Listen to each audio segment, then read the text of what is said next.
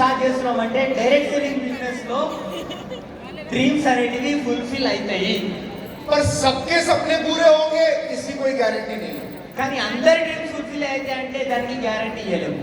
ये आपको तय करना है कि आपको अपने सपने पूरे करने हैं कि नहीं करने. ఇది మీరు డిసైడ్ చేసుకోవాలి మీ డ్రీమ్ ఫుల్ఫిల్ చేసుకోవాలా లేదా అని. क्योंकि बहुत सारे लोग आए, बहुत सारे लोग गए. ఎందుకంటే చాలా మంది వచ్చిండ్రు, చాలా మంది వెళ్ళిపోయారు. और जिनके सपने पूरे नहीं होते, ఎవరైతే డ్రీమ్ ఫుల్ఫిల్ కావో उनको एक प्रॉब्लम होती है, उनको एक बीमारी होती है, उनको एक डिजीज होता है. సో ఎవరికైతే డ్రీమ్ ఫుల్ఫిల్ కావో వాళ్ళకు ఒక ప్రాబ్లం ఉంటుంది, వాళ్ళకు ఒక రోగం ఉంటుంది. और वो है बहानासाइटिस.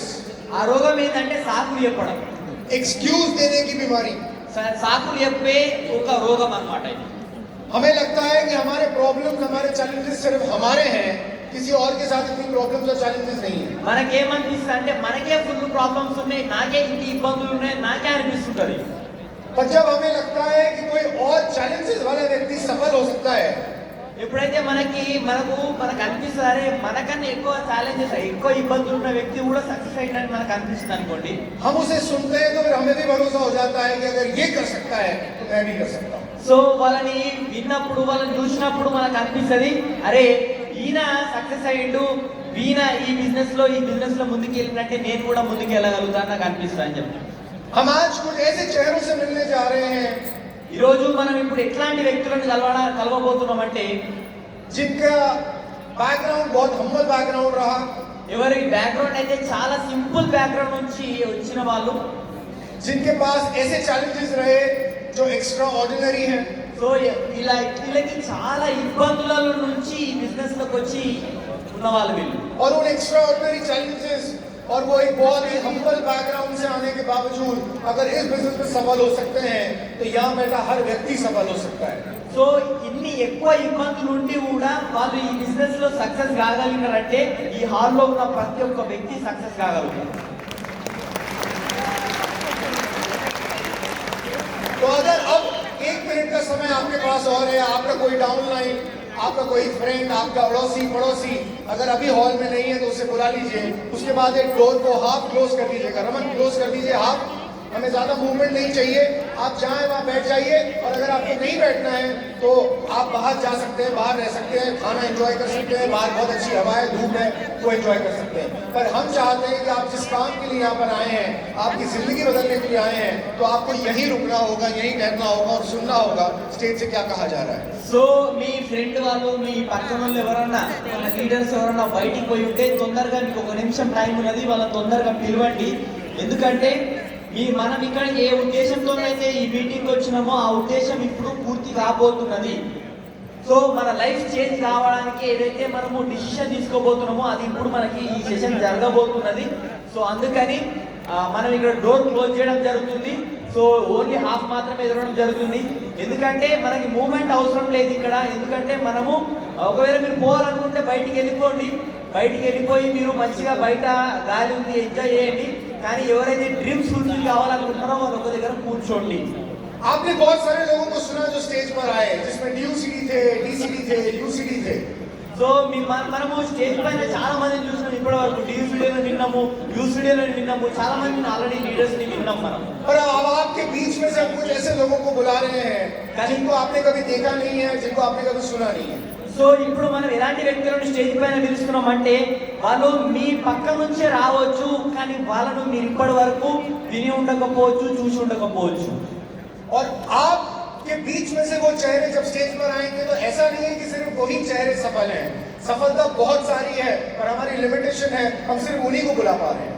సో మరి స్టేజ్ పైన పిలిచిన వాళ్ళే సక్సెస్ అయినరానంటే కాదు, కానీ కొంత మనకి టైంకి లిమిటేషన్ ఉన్నది కాబట్టి మనం వాళ్ళని మాత్రమే కొంతమందిని తీసుకోగలిగినాం ఇక్కడ. तो जब मैं उनके नाम अनाउंस करूं तो आपकी जोरदार तालियां चाहिए.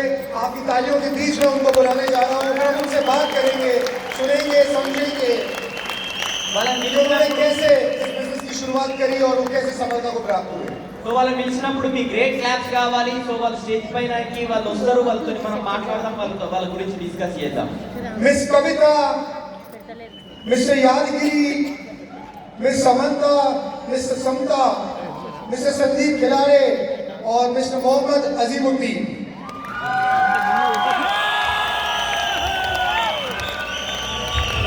जोरदार तालियां आपकी।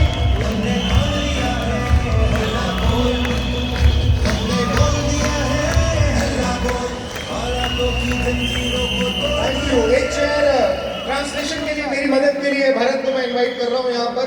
भरत, और जरूरत पड़े तो चरण जी प्लीज आप भी आ जाइएगा स्टेज पर। आप दोनों मिलकर मेरी मदद कर पाएंगे, आइए प्लीज। और एक एक्स्ट्रा माइक कंसोल से मैं रिक्वेस्ट करूंगा, एक मुझे माइक यहाँ पर एक्स्ट्रा और दे दें।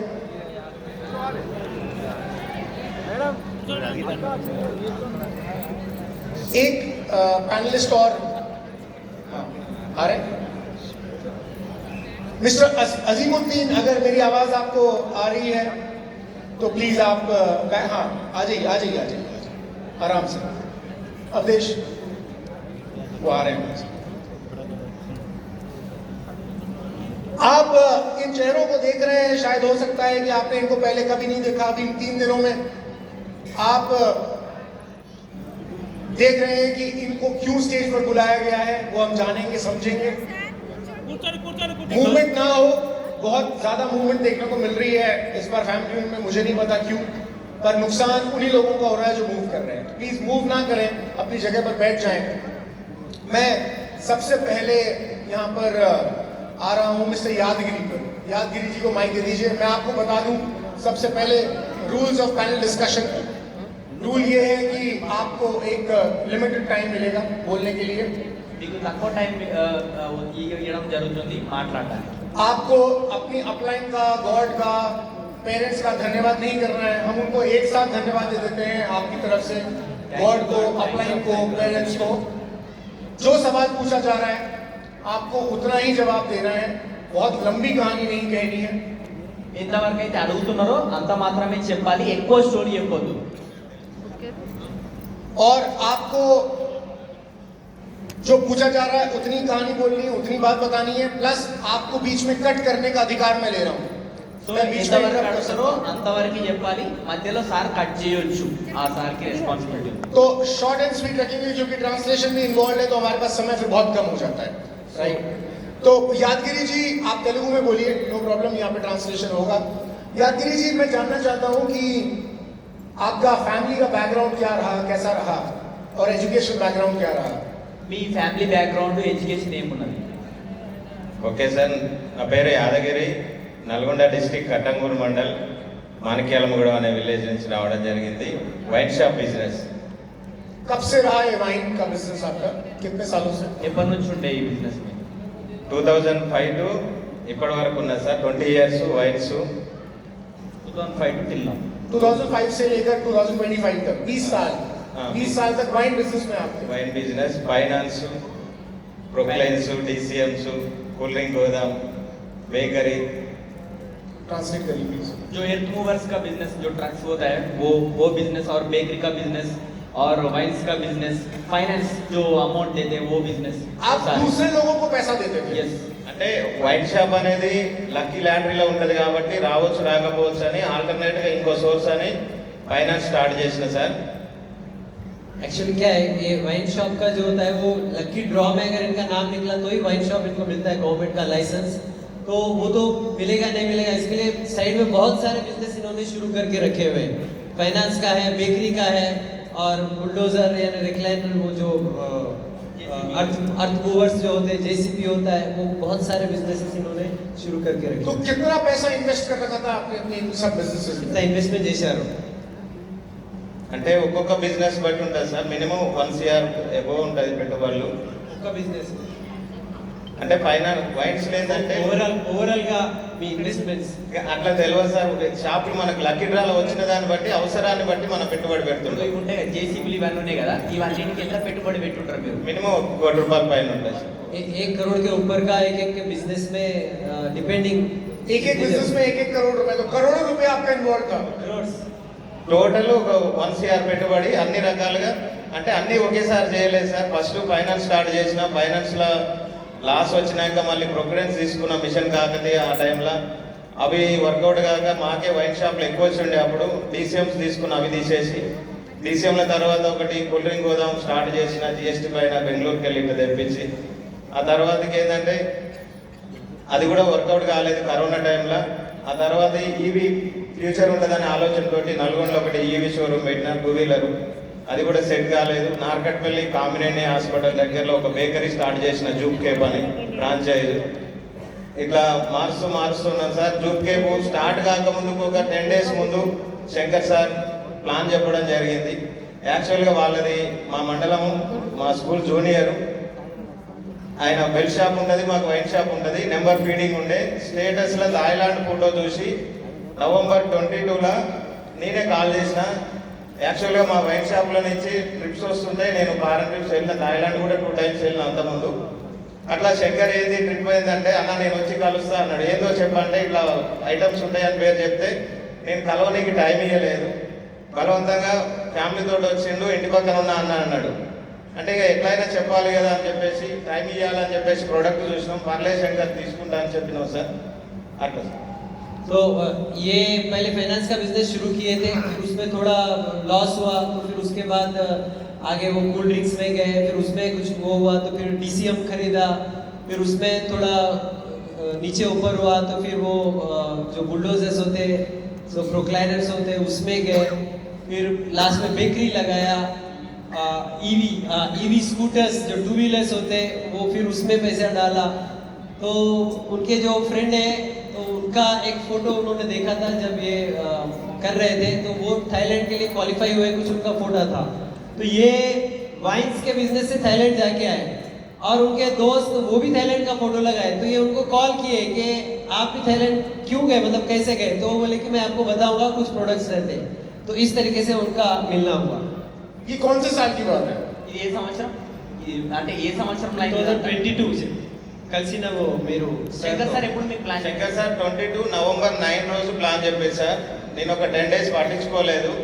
అక్కడ నల్గొండలో ఒకటి కంపెనీ ట్రైనింగ్ అయింది హోటల్ మనోరమల. అక్కడ అన్న ప్లీజ్ ఇది ఒక్క రోజు రా అని రిక్వెస్ట్ చేస్తే అక్కడికి వెళ్ళాం.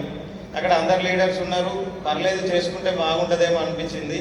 ఒక 10 days తర్వాత మళ్ళీ November 22, 23 టైంలో కర్మన్గఢ్ వచ్చినాం సార్. మన పురుషోత్తమ దాస్ సార్ని కల్పించి శంకర్ సార్ యొక్క చెక్ చూపించారు. 10,63,000 ఉంది ఆ రోజు.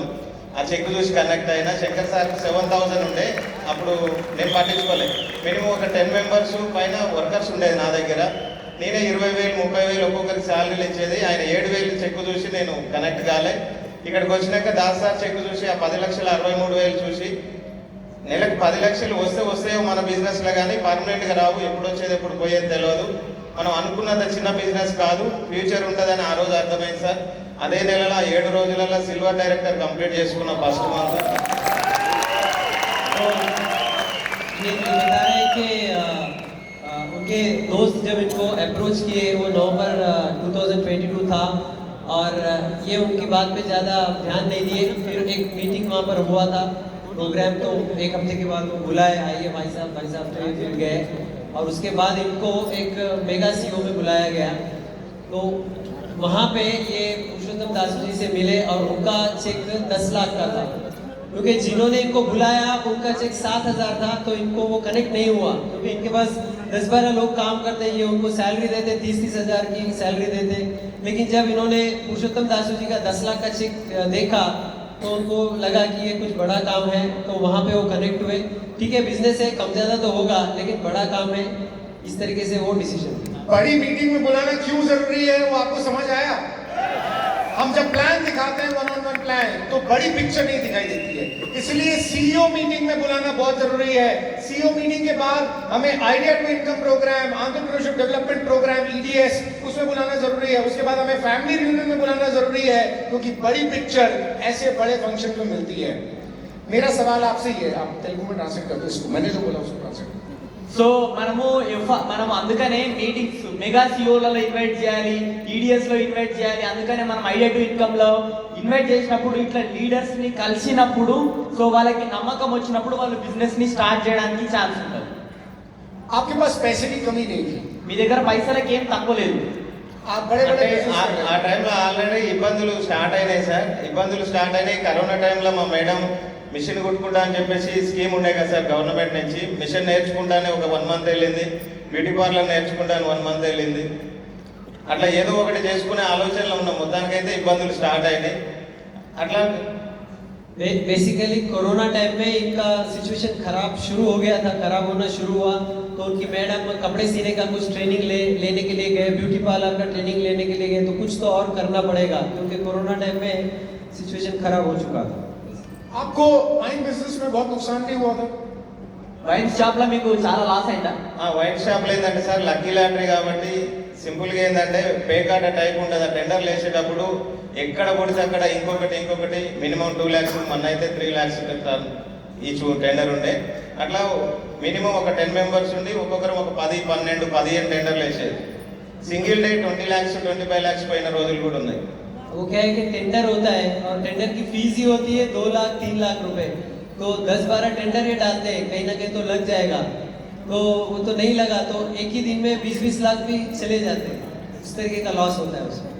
तो फिर आपको वेस्टिज बिजनेस क्यों अट्रैक्ट किया? इतना बड़ा बिजनेसमैन जिसने 4-5 अलग-अलग तरीके के बिजनेस किए हैं, फिर वेस्टिज बिजनेस में आपको इन्वेस्टमेंट तो नहीं लगती, पर आपको लोगों के पास जाना पड़ता है, लोगों को टच करना पड़ता है, प्लान दिखाना पड़ता है, प्रोडक्ट्स का डेमो करना पड़ता है, लोगों को बुलाना पड़ता है, फोन करना पड़ता है।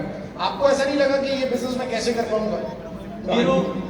మీరు చాలా పెద్ద పెద్ద బిజినెస్లు మీకు పరిచయం ఉన్నాయి కదా, అన్ని పరిచయం ఉన్నాయి, కానీ మీకు బిజినెస్ ఈ బిజినెస్ చేయాలని ఇంట్రెస్ట్ ఎందుకు వచ్చింది? అంటే ఎందుకంటే జనాలకు చెప్పాలి, మాట్లాడాలి, ఫోన్ చేయాలి, కలవాలి, ప్లాన్ చెప్పాలి, డెమో చెప్పాలి, ఇవన్నీ చిన్న చిన్న పనులు అనిపించలేదా మీకు? ఆ రోజు దాస్ సార్ని కలిసినప్పుడు సార్ ఒకటే మాట అన్నారు, సార్ మీరు పని చేస్తే వస్తాయేమో పైసలు, ఈ రోజు నేను పని చేయకున్నా కూడా పైసలు వస్తాయని చెప్పారు. ఆ ఒక్క మాట నేను दासू जी से जब मिले थे तो दासू जी ने एक बात इनको बोली कि आप काम करते हैं तो आपको पैसा आता है, मैं काम नहीं भी किया तो भी मुझे पैसा आता है, वो मुझे बात बहुत अच्छी लगी, कनेक्ट हुई थी। पॉज। दासू जी ने स्पिरुलिना नहीं बताया था। దాసు సార్ నాకు సార్కి స్పిరినా గురించి చెప్పలేదు. दासू जी ने ये नहीं बोला था घुटने ठीक करता हूं मैं। దాసు సార్ నాకు మోకాలు నొప్పులు తక్కువైతే అని నేను చెప్పలేదు. दासू जी ने ये नहीं बताया था वजन कम करता हूं मैं।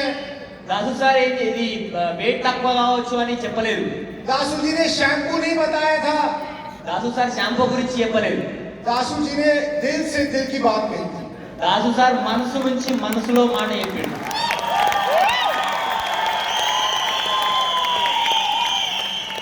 दासू जी ने इनको वहां पर हिट किया जहां पर दर्द होता है। దాసు సార్ ఎక్కడైతే కొట్టాలో పెయిన్ వస్తుందో అక్కడ కొట్టిండు కాబట్టి ఈ రోజు సార్ ఇక్కడ ఉన్నాడు. बोलो ఆ పెయిన్ఫుల్ పాయింట్ ని టచ్ చేసినందుకు సార్కి అనిపించింది, అందుకనే బిజినెస్ లో ఉన్నాడు. अभी दर्द हुआ है। हमें बॉल वो डालनी है जिससे सामने वाला आउट हो जाए। మనం బాల్ ఎట్లా వేయాలంటే ఎదురున్న వ్యక్తి అవుట్ కావాలి, అట్లాంటి బాల్ వేయాలి. మనం अभी हम बॉल डालते हैं वो छक्का मार देता है। మనం బాల్ వేస్తాం, వాళ్ళు సిక్స్ కొట్టేస్తారు. अब बॉल वो डालनी है सामने वाले को जिससे वो आउट हो जाए, वो बैट लेके खड़ा है, आउट, स्टंप, बोल्ड। సో ఎట్లాంటి బాల్ వేయాలంటే మనం బాల్ వేస్తే అవుట్ కావాలి, స్టంప్ అంటే వికెట్లు పడిపోవాలి, అట్లాంటి బాల్ వేయాలి, సైడ్ గా వెళ్ళిపోవాలి, అట్లాంటి బాల్ మనం వేయాలి. दासू जी ने यादगिरी जी को बॉल ऐसी डाली ये आउट हो गए। దాసు సార్ ఎట్లాంటి బాల్ వేసిందంటే యాదగిరి సార్ అవుట్ అయిపోయింది, అట్లాంటి బాల్ వేసింది. यही वो कारण है इन्होंने उनका ड्राइविंग फोर्स जगा दिया। సో ఇదే రీజన్ సార్ యొక్క డ్రైవింగ్ ఫోర్స్ ని, అంటే ఏదైతే పని చేయడానికి కారణం ఉందో దాన్ని సారు పెంపొందించిండు అన్నమాట. अब वो हमेशा इस बात के लिए चार्ज्ड अप रहेंगे कि मुझे इतना बड़ा ऑर्गेनाइजेशन क्रिएट करना है कि मैं काम ना भी करूं तो भी मुझे पैसा आता है। సార్కి ఇప్పుడు ఎట్లా ఉంటది అంటే సార్కి ఎప్పుడు ఒకటే దాని గురించి పని చేస్తాడు. ఎందుకు అనంటే దేనికోసం పని చేయగలుగుతాడు అంటే, అరే నేను పని చేయకుండా కానీ పైసలు రావాలి, దానికోసం నేను పని చేస్తున్నా అని సార్ ఎప్పటికీ పని చేయగలుగుతాడు అనమాట. ఆ రీజన్ కోసం అంత పెద్ద బిజినెస్ ని క్రియేట్ చేయగలుగుతాడు. Follow to the last night session. कल रात जो हमने सुना कि हमें एक ऐसा ड्राइविंग फोर्स चाहिए जो हमें इस बिजनेस में आने वाले 25 से 50 सालों तक जगा कर रखे, वो है driving force, real driving force. So last మనం రాత్రి విన్నాం కదా సెషన్, ఆ సెషన్ గుర్తు తెచ్చుకోండి. మనకు రీజన్ కావాలి, ఒక కారణం కావాలి. ఇప్పుడు నుంచి దాదాపు 25 నుంచి 50 సంవత్సరాల వరకు మనల్ని బిజినెస్ లో ముందుకు తీసుకుపోయే ఏదైతే కారణం ఉందో ఆ కారణం మీకు కావాలి ఈ బిజినెస్ లో మీరు ముందుకు పోవడానికి. आपका लेवल क्या हो गया यादगिरी जी? యూసీడీ సార్ कितने टाइम में? November 22 to 3 years. 3 years में यूसीडी हो गया. ఎన్ని రోజుల్లో మీరు యూసీడీ అయ్యారు? 13 months సార్, 14 నెలలు, 13 నెలలకు రౌన్ అయినా 14 నెలల్లో UCD, 14 months. 14 months UCD. 13 months में क्राउन और 14 months में यूसीडी. वाह. और चेक कितना हो गया है? हाईएस्ट चेक 1,62,000 ఉంది. 1,62,000. 1,62,000.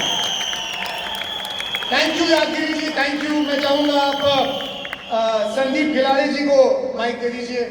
संदीप खिलाड़ी जी पुणे से आते हैं. यस, संदीप जी हमारे बीच पुणे से आए हैं. और संदीप जी हिंदी में बात करेंगे मराठी में? हिंदी में बात करेंगे. ट्रांसलेशन के लिए यहाँ पर चरण जी हैं, भरत है. तो ऐसा करते हैं कि हिंदी टू तेलुगु भरत और तेलुगु टू हिंदी चरण जी, ऐसा कर लेते हैं. राइट. सो संदीप जी, आपके बैकग्राउंड के बारे में बताइए. సార్ పూణే నుంచి వచ్చిండు. సార్ బ్యాక్గ్రౌండ్ అడుగుతున్నారమ్మా. आपकी एजुकेशन क्वालिफिकेशन के बारे में बताइए, फैमिली बैकग्राउंड के बारे में बताइए. मेरा 10वीं तक मेरा कॉलेज गया था, 11वीं 1 साल सिर्फ. लेकिन आगे घर की सिचुएशन नहीं थी आगे पढ़ने की, तो वहाँ तक ही स्टॉप कर दिया. और घर की सिचुएशन क्या थी वो बताइए. मतलब जन्म कहाँ हुआ आपका और कैसी परिस्थिति में हुआ? हमारे महाराष्ट्र में सातारा जिला करके डिस्ट्रिक्ट है, उसमें एक छोटा सा गांव है वाकेश्वर करके, वहाँ मेरा जन्म हुआ. और मैं 6ठी क्लास में था, तो मेरे और मेरा छोटा भाई है, दोनों वो 4th में था और मैं 6 में था. तो मेरे माँ बाप गुजर गए उसी टाइम. कैसे दोनों एक साथ चले गए या पहले माँ फिर पिताजी. कितने समय में? 3-4 साल के बीच रहा होगा वो. तो आप 6th स्टैंडर्ड में थे तब कौन गया? हाँ, 6th स्टैंडर्ड में था तब माँ, और 2-3 साल के बाद पिताजी. कैसे? माँ को पैरालिसिस हो गया था और पिताजी ड्रिंक करते थे ज़्यादा. సో సారు పూణే నుంచి వచ్చిండ్రు. పూణే నుంచి ఈ బిజినెస్ చేస్తున్నారు. సో సార్ 10th క్లాస్ వరకు చదువుకున్నారు. ఎందుకు చదువుకోలేదు అని సార్ అడిగితే ఎట్లాంటి బ్యాక్గ్రౌండ్ నుంచి మీరు వచ్చిండ్రు అని అంటే, సార్ వాళ్ళ అమ్మ సార్ చిన్నగా ఉన్నప్పుడు అంటే 6th క్లాస్ ఉన్నప్పుడు, ఈయన సార్ 6th క్లాస్ ఉన్నారంట, వీళ్ళ తమ్ముడు 4th క్లాస్ ఉన్నారంట. అప్పుడు వీళ్ళ అమ్మ చనిపోయిండ్రు. దాని తర్వాత 2 సంవత్సరాల తర్వాత వీళ్ళ నాన్న చనిపోయిండ్రు. అమ్మనేమో పెరాలిసిస్ తోని చనిపోయినరు, నాన్ననేమో బాగా తాగుతుంటే తాగుడు అలవాటై చనిపోయాడు. तो आप और आपके भाई अनाथ हो गए थे మీరు हाँ, स्कूल में. यस. तो फिर कैसे जिंदगी आगे बढ़ी? तो मेरे माँ की जो छोटी बहन है, हम मौसी मेरी, तो उन्होंने हम दोनों के लिए ससुराल जाना छोड़ दिया.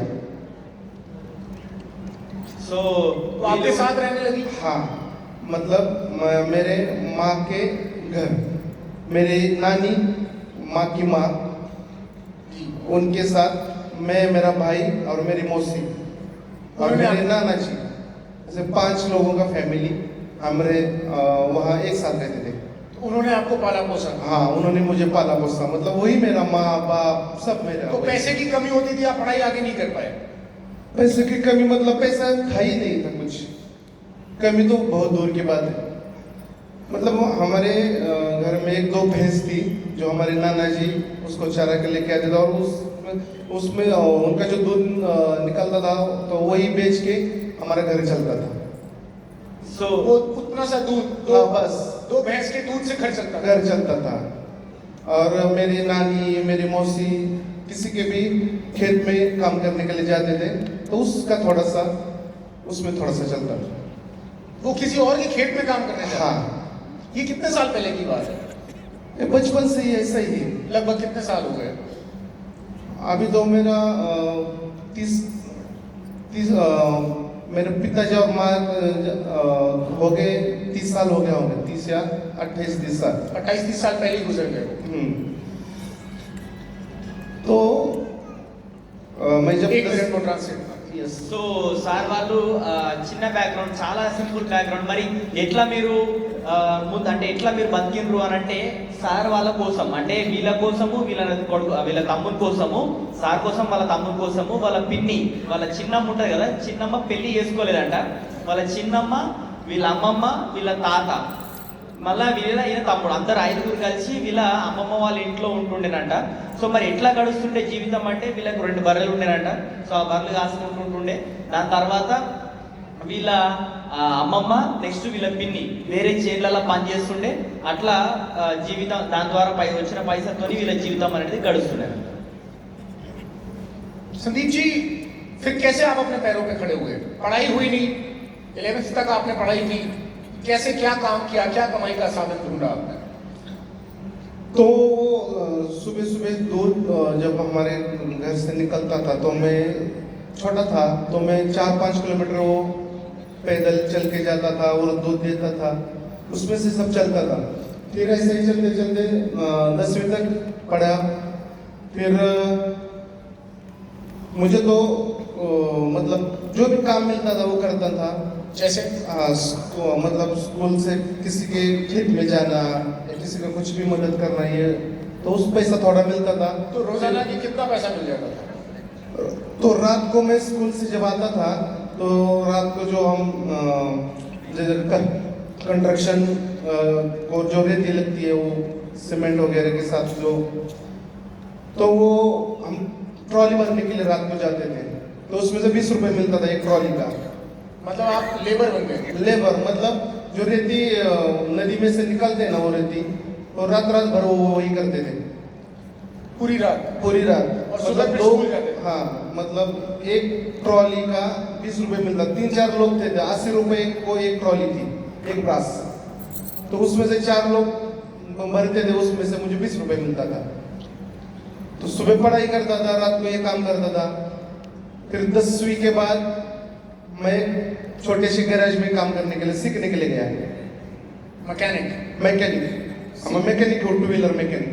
आप 2 व्हीलर मैकेनिक हैं? यस। काम सीखने के बाद आप 2 व्हीलर मैकेनिक बन गए? हाँ, मैं सीखने के लिए जाता था। चाहते थे? సో ఏం చేస్తుండే మరి 10th వరకు పాలు అమ్ముతుండేనంట. మొత్తం చదువుకుంటా పాలు అమ్ముతుండేనంట. దాని తర్వాత ఏమైందంటే మనకి పాలు అమ్మిన తర్వాత మనకి పొద్దున పూట స్కూల్కి పోతుండేనంట. మళ్ళీ రాత్రి పూట మనకి ఇసుక నింపుతారు కదా, నది ఉంటుంది కదా. సో అట్లా రాత్రి పూట ఇసుక నింపుతానికి పోతే 20 రూపాయలు వస్తుండేనంట అప్పుడు. సో దాని తర్వాత మెల్లమెల్లగా బైక్ మెకానిక్ నేర్చుకున్నారంట. उसके बाद फिर क्या किया? आप मैकेनिक बनने के बाद कितना पैसा मिलता था? सुबह दूध दे के कॉलेज को जाता था 11वीं तक, सुबह 7 से 11:30 बजे तक। 11वीं के बाद पढ़ाई नहीं की आपने? नहीं, तो 11:30 बजे मैं सुबह निकलता था, 6 बजे कॉलेज करके गैरेज में सीख निकले जाता था। रात को 8-9 बजे आता था। उसके बाद मैं वो रेती भरने के लिए जाता था। गैरेज में तो कुछ पैसा नहीं मिलता था, उस सीखने को कुछ पैसा नहीं देते, सिर्फ सीखने का। उसके बाद आगे के सालों में क्या हुआ? उसके बाद मैं वो सीखते गया। छोटा भाई था, वो भी पढ़ रहा था, 10वीं तक पढ़ा। 10वीं के बाद उसको फौज में जाने का बहुत शौक था, तो वो बहुत मेहनत करता था। तो हमारा नसीब अच्छा है कि वो फौज में भर्ती हो गया। Very good. तो वो फिर मैं गैरेज में काम करता था। फिर मैं थोड़ा बड़े शोरूम में गया काम करने के लिए। तो उधर मुझे कंपनी का ट्रेनिंग वगैरह मिल गया। तो 2007 में मैंने पुणे शिरवल के यहाँ खुद का वर्कशॉप चालू कर दिया, 10x10 में। 10x10 में आपने खुद की एक मैकेनिक की शॉप चालू की, लेकिन वो शॉप चालू करने के लिए भी मेरे पास पैसे नहीं थे। तो मेरे नानी ने वो एक भैंस थी, वो जो बेची थी, उसका 7,000 रुपये आया था। वो पोस्ट ऑफिस में उसका FD किया था। तो वो भी FD कैंसिल करके वो 7,000 रुपये निकाल के मैंने वो वर्कशॉप डाला था। तो वो भी भंगार से किधर से जो भी मटेरियल मिलता था अच्छा वो निकाल के उसमें से बनाया था। సో ఏం జరిగిందంటే సారు మెకానిక్ అట్లా మెల్లమెల్లగా మెకానిక్ అంటే ఇక 10 తర్వాత బంద్ చేసిండు. 10 తర్వాత చదవడం బంద్ చేసి ఏం చేసిరంటే మనకి 11 గంటల దాకా పాలు అమ్ముతుండే. పాలు అమ్మిన తర్వాత మళ్ళీ వేరే ఇంకొక కొంచెం పెద్ద మెకానిక్ షాప్ పోయి ఆ పెద్ద మెకానిక్ షాప్లో పని చేస్తుండేనంట. సో దాని తర్వాత మెల్లమెల్లగా అట్లా మొత్తం నేర్చుకున్న తర్వాత 2007 సంవత్సరంలో సారు సొంతంగా మెకానిక్ షాప్ పెట్టినట్ట. అది కూడా ఎట్లా పెట్టిండంటే అవి పైసలు ఒక బర్రెని అమ్మేస్తే 7,000 రూపాయలు వచ్చినాయంట. అప్పుడు అమ్మేసిన పైసలతోని మళ్ళీ దాని తర్వాత సెకండ్ హ్యాండ్ సామాన్లు ఉంటాయి కదా, ఆ సామాన్లు అన్నిటితోని కల్పించి ఒక మనకి bike showroom bike mechanic shop పెట్టిండ్రంట, వర్క్ షాప్. तो ये वर्कशॉप कितने साल तक चला और फिर वेस्टीज बिजनेस आपको कौन से साल में मिला? वो वर्कशॉप मैंने 18 साल काम किया वर्कशॉप में, मतलब खुद ही सीखने काम 5-6 साल गए। खुद काम करते थे आप? हाँ, सीखने के लिए 5-6 साल गए। और ऐसी सिचुएशन आई 2007 में, मुझे वर्कशॉप में डालना था, भाई भी फौज में भर्ती हो गया। लेकिन उस सिचुएशन ऐसी थी सर कि वो ट्रेनिंग के लिए जा रहा था और उस टाइम मेरे पास पैसे नहीं थे। और जिस एकेडमी में उसको सीखने के लिए भेजा था उधर 80,000 रुपये मुझे भरने थे उस टाइम। और जब मेरे पास कुछ भी नहीं था, वो भैंस को बेच के ही मैंने वर्कशॉप डाला था। वर्कशॉप नया था तो शुरू में कस्टमर तो बढ़िया आएंगे स्टार्ट में, तो ऐसे करते करते करते लोगों से अच्छा मतलब संबंध थे, उन्होंने थोड़ी मदद करते, वो पैसा मैंने इकट्ठा किया और वो एकेडमी बन के वो ट्रेनिंग के लिए चला गया। लेकिन ट्रेनिंग के लिए जा रहा था तो मेरा फर्ज था कि उसको 2-4-5 हज़ार खर्चा करने के लिए दे दूँ, लेकिन मेरे पास 1 भी रुपये नहीं था। जो भी 1,000-1,200 रुपये थे मैंने उसको दे दिए। मैं उसको बोला तू आ जा, फिर बाद में मैं तुमको पैसा भेजता हूँ।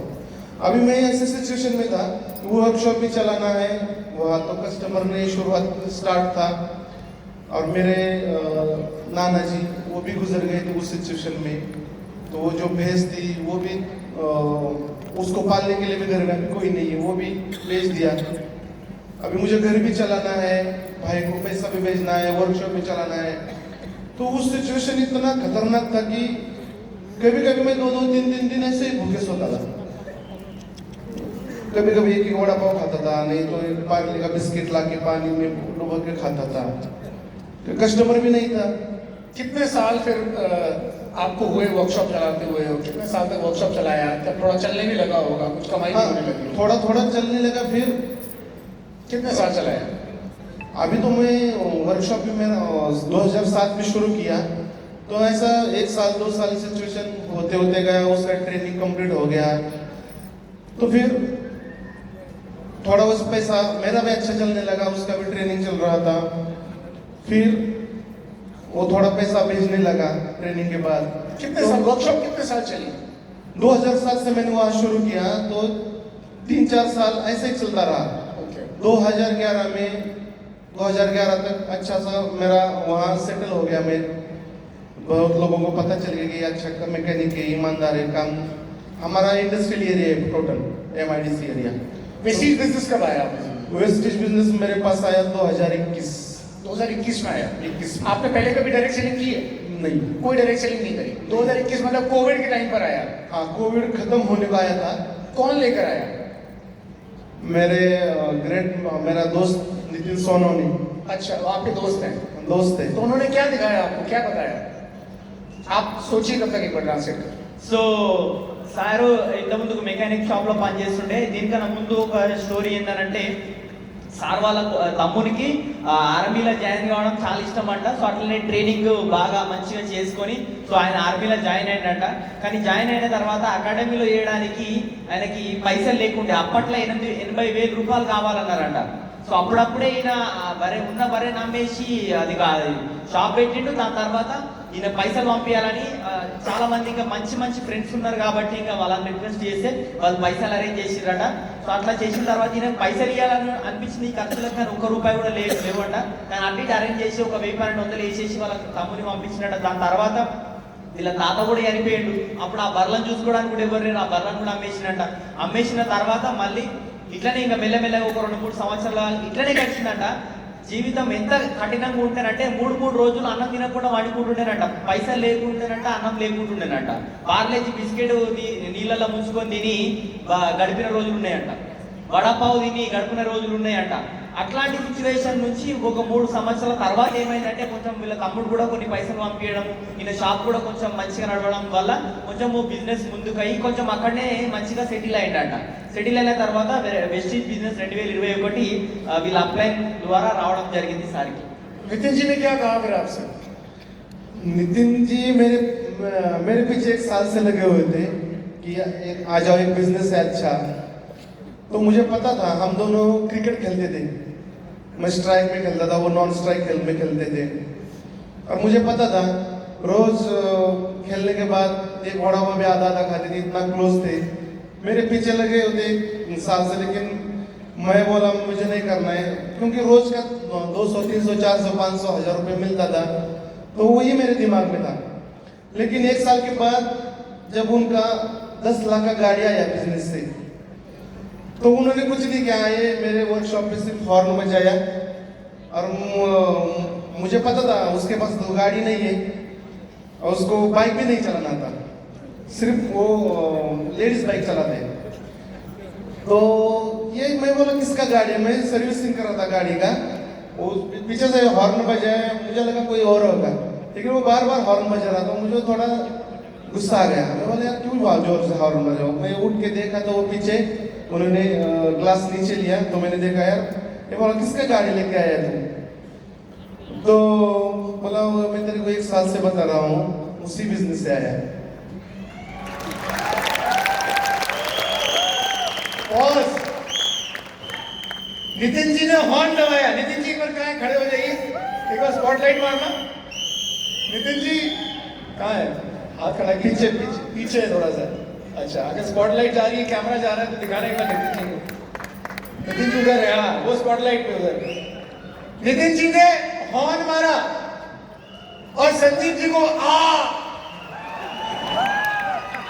वो हॉर्न भी पेन को जगाने का काम किया। हॉर्न ने, एक सिंगल हॉर्न ने।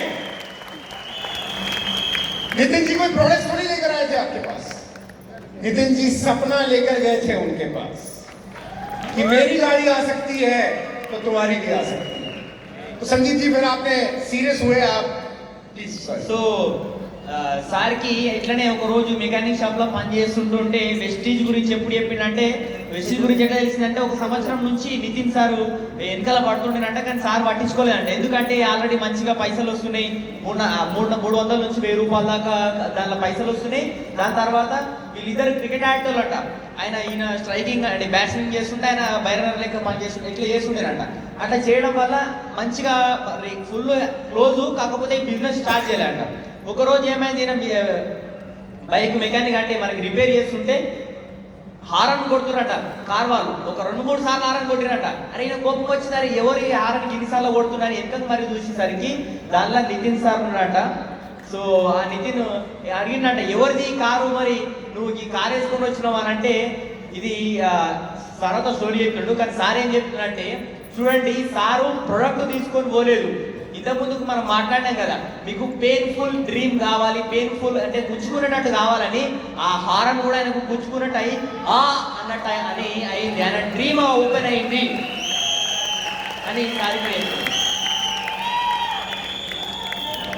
సో ఈ కారు ఎట్లా వచ్చింది అని అంటే, నీకు 1 సంవత్సరం నుంచి చెప్తున్నా కదా, నువ్వు వినలే కదా, ఆ బిజినెస్ నుంచి వచ్చిందని నితిన్ సార్ చెప్పిండట. संजीव जी, आपने फिर 2021 में बिजनेस की शुरुआत की। असली कहानी तो थोड़ी आगे है। नहीं, थोड़ा सा शॉर्ट करना पड़ेगा, समय हमारे पास बहुत कम है, 2 मिनट हमारे पास है, 2 मिनट। तो उन्होंने मुझे वो गाड़ी का सेलिब्रेशन के लिए बुलाया। मुझे उस टाइम में उन पर भरोसा नहीं हुआ। मैं बोला किसी का लेके आया होगा मुझे बिजनेस में लाने के लिए, नाटक कर रहा होगा। तो उन्होंने मुझे बुलाया, तो मैं गया, तो उधर 100-150 लोग आए हुए थे। वो बहुत डांस बेस कर रहे थे वो गाड़ी के सेलिब्रेशन में। तो मैंने सब देखा, मैकेनिक के कपड़े भी पर ही मैं उधर गया था। तो मैंने देखा, तो सब हो गने के बाद मैंने उसको बोला अब क्या करना है, बोले और मुझे भरोसा हो गया। तो वो बोला मैं तुम्हें सुबह बताता हूँ। तो सुबह आने के बाद मैं सब वहाँ देखा वो सब सिचुएशन। तो हमारे यहाँ हिंदुस्तान में या हमारे यहाँ महाराष्ट्र में सब जगह ऐसा होता है, जब दोस्त फेल हो जाता है तो दुख होता है, लेकिन दोस्त सक्सेस हो जाता है तो बहुत ज्यादा दुख होता है। సో అంటే మన ఇండియాలో ఏమైంది అంటే ఒక దోస్తు ఫెయిల్ అయింది అనుకో, జీవితంలో ఫెయిల్ అయింది అనుకో, ఆయనకి ఎవరికైనా ఇబ్బంది అనిపిస్తుంది. కానీ ఒకవేళ సక్సెస్ అయింది అనుకో ఇంకెక్కువ ఇబ్బంది అవుతుంది, ఇంకెక్కువ బాధ అనిపిస్తుంది అంటున్నాడు. तो मुझे अंदर थोड़ा सा जलन फील हो गया, यार ये मेरे साथ रोज वड़ा पाव खाता है, खेलता है, ये मेरे आगे कैसे गया? तो मैं बोला आप ही बोलो क्या करना है. तो उसने मुझे एक ही बात बताया, एक फ्रेम बनाया कि संदीप तेरे 2 बच्चे, तेरी बीवी है और तू है, तू कंटिन्यू 2 व्हीलर पे रहता है, समझो तू गाड़ी अच्छा चलाता है लेकिन इधर से उधर से आगे पीछे से कोई आके तुझको टैच दिया या कुछ भी हो गया तो तेरी बात फैमिली का क्या? సో సార్ ఏం చెప్పిండంట అంటే ప్లాన్ కాదు, ఒక రౌండ్ వేసి ఇగో నువ్వు ఇది నీ ఫ్యామిలీ, ఇది నువ్వు, ఇట్లా నువ్వు మంచిగా డ్రైవింగ్ చేస్తున్నావు, డ్రైవింగ్ చేసుకుంటా పోతుంటే ఒకవేళ నీకేమైనా అయిందనుకో నీ ఫ్యామిలీ సిచ్యువేషన్ ఎట్లా అని అడిగిండంట. पेन एरिया, अब जैसे पेन एरिया टच किया आवाज आई मुझे करना है बिजनेस. సో దాన్ని టచ్ చేసినప్పుడు సార్ నుంచి సౌండ్ వచ్చింది. संदीप जी सुना है आपने घर भी ले लिया? हाँ, कितने लाख का? ओ 27 लाख. 27 लाख का घर वेस्टीज बिजनेस से कार है. Yes. और आपने भी गाड़ी ले ली है. अब बुक की है, अभी आएगी 2-3 दिन में. अभी तक आप 2 व्हीलर पे थे. 2 व्हीलर पे थी. जो गाड़ियों को ठीक करता है वो गाड़ी नहीं ले पा रहा था, गाड़ियां ठीक करते करते वेस्टीज बिजनेस आया, गाड़ी बुक करती. कौन सी गाड़ी? वैगनर बुक किया अभी, वैगनर बुक किया. कितने लाख की है? और 8 लाख की है. टॉप मॉडल, पहली गाड़ी होगी, पहली. जिंदगी की पहली गाड़ी. और आपकी उम्र कितनी होगी लगभग? मेरे अभी 40 साल. 40 साल. 40 साल के बाद अब घर में खुशियां आ रही हैं, एक घर आ गया है और अब गाड़ी आने वाली है. जोरदार तालियां संदीप जी.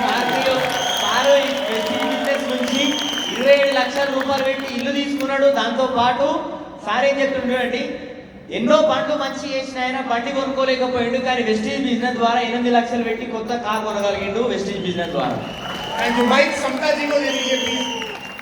Thank you. समता जी आप तेलुगु में बोलेंगे. समता जी आपका फैमिली बैकग्राउंड क्या रहा, एजुकेशन क्वालिफिकेशन क्या रही, थोड़ा उसके बारे में बताइए 1 मिनट में. Good morning sir. Good morning. Mic pass. My name is Samata. Husband వచ్చేసి మధు. ఫ్యామిలీ బ్యాక్గ్రౌండ్ వచ్చేసి నేను 10th లోనే అమ్మ చనిపోయారు, ఇంటర్లో డాడీ చనిపోయారు. సో నేను మంచిర్యాలలో ఉండేది, ఇప్పుడు వచ్చేసి హనంకొండలో సార్ ఫ్యామిలీతో ఉంటున్నాను.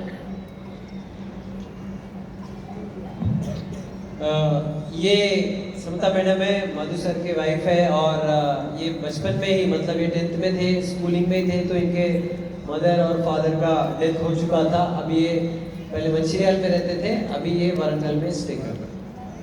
समता जी फिर आगे कैसा रही जिंदगी फादर मदर के जाने के बाद? 10वीं तक पढ़ाई के लिए 10th వరకు చదివాను. నేను డిగ్రీ కంప్లీట్ చేశాను సార్. నాకు ఒక బ్రదర్ ఉన్నారు, ఒక సిస్టర్ ఉన్నారు, అక్క అన్నయ్య ఇద్దరు ఉన్నారు.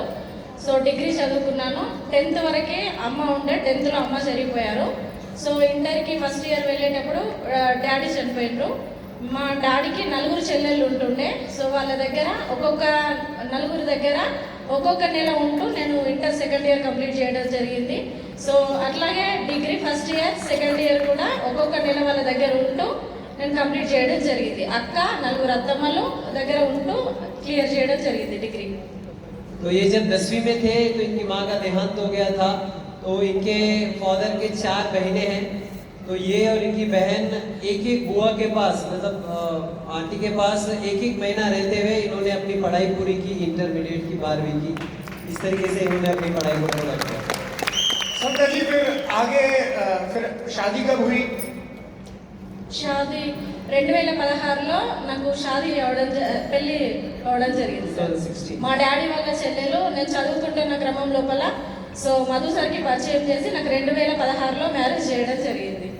तो उनके बुआ जी ने ये रिश्ता लाया और वो रिश्ता पूरा हुआ और 2016 में इनकी शादी हुई. आपके पास वेस्टीज बिजनेस कब आया? నేను వెస్టీజ్ బిజినెస్కి వచ్చేసి సార్ 2024లో రావడం జరిగింది. నేను రావడానికి ప్రాబ్లం ఏంటి అంటే కనుక నేను 8th క్లాస్లో ఉన్నప్పుడు మా మదర్ కిడ్నీ ప్రాబ్లంతో సఫర్ అవుతుండే.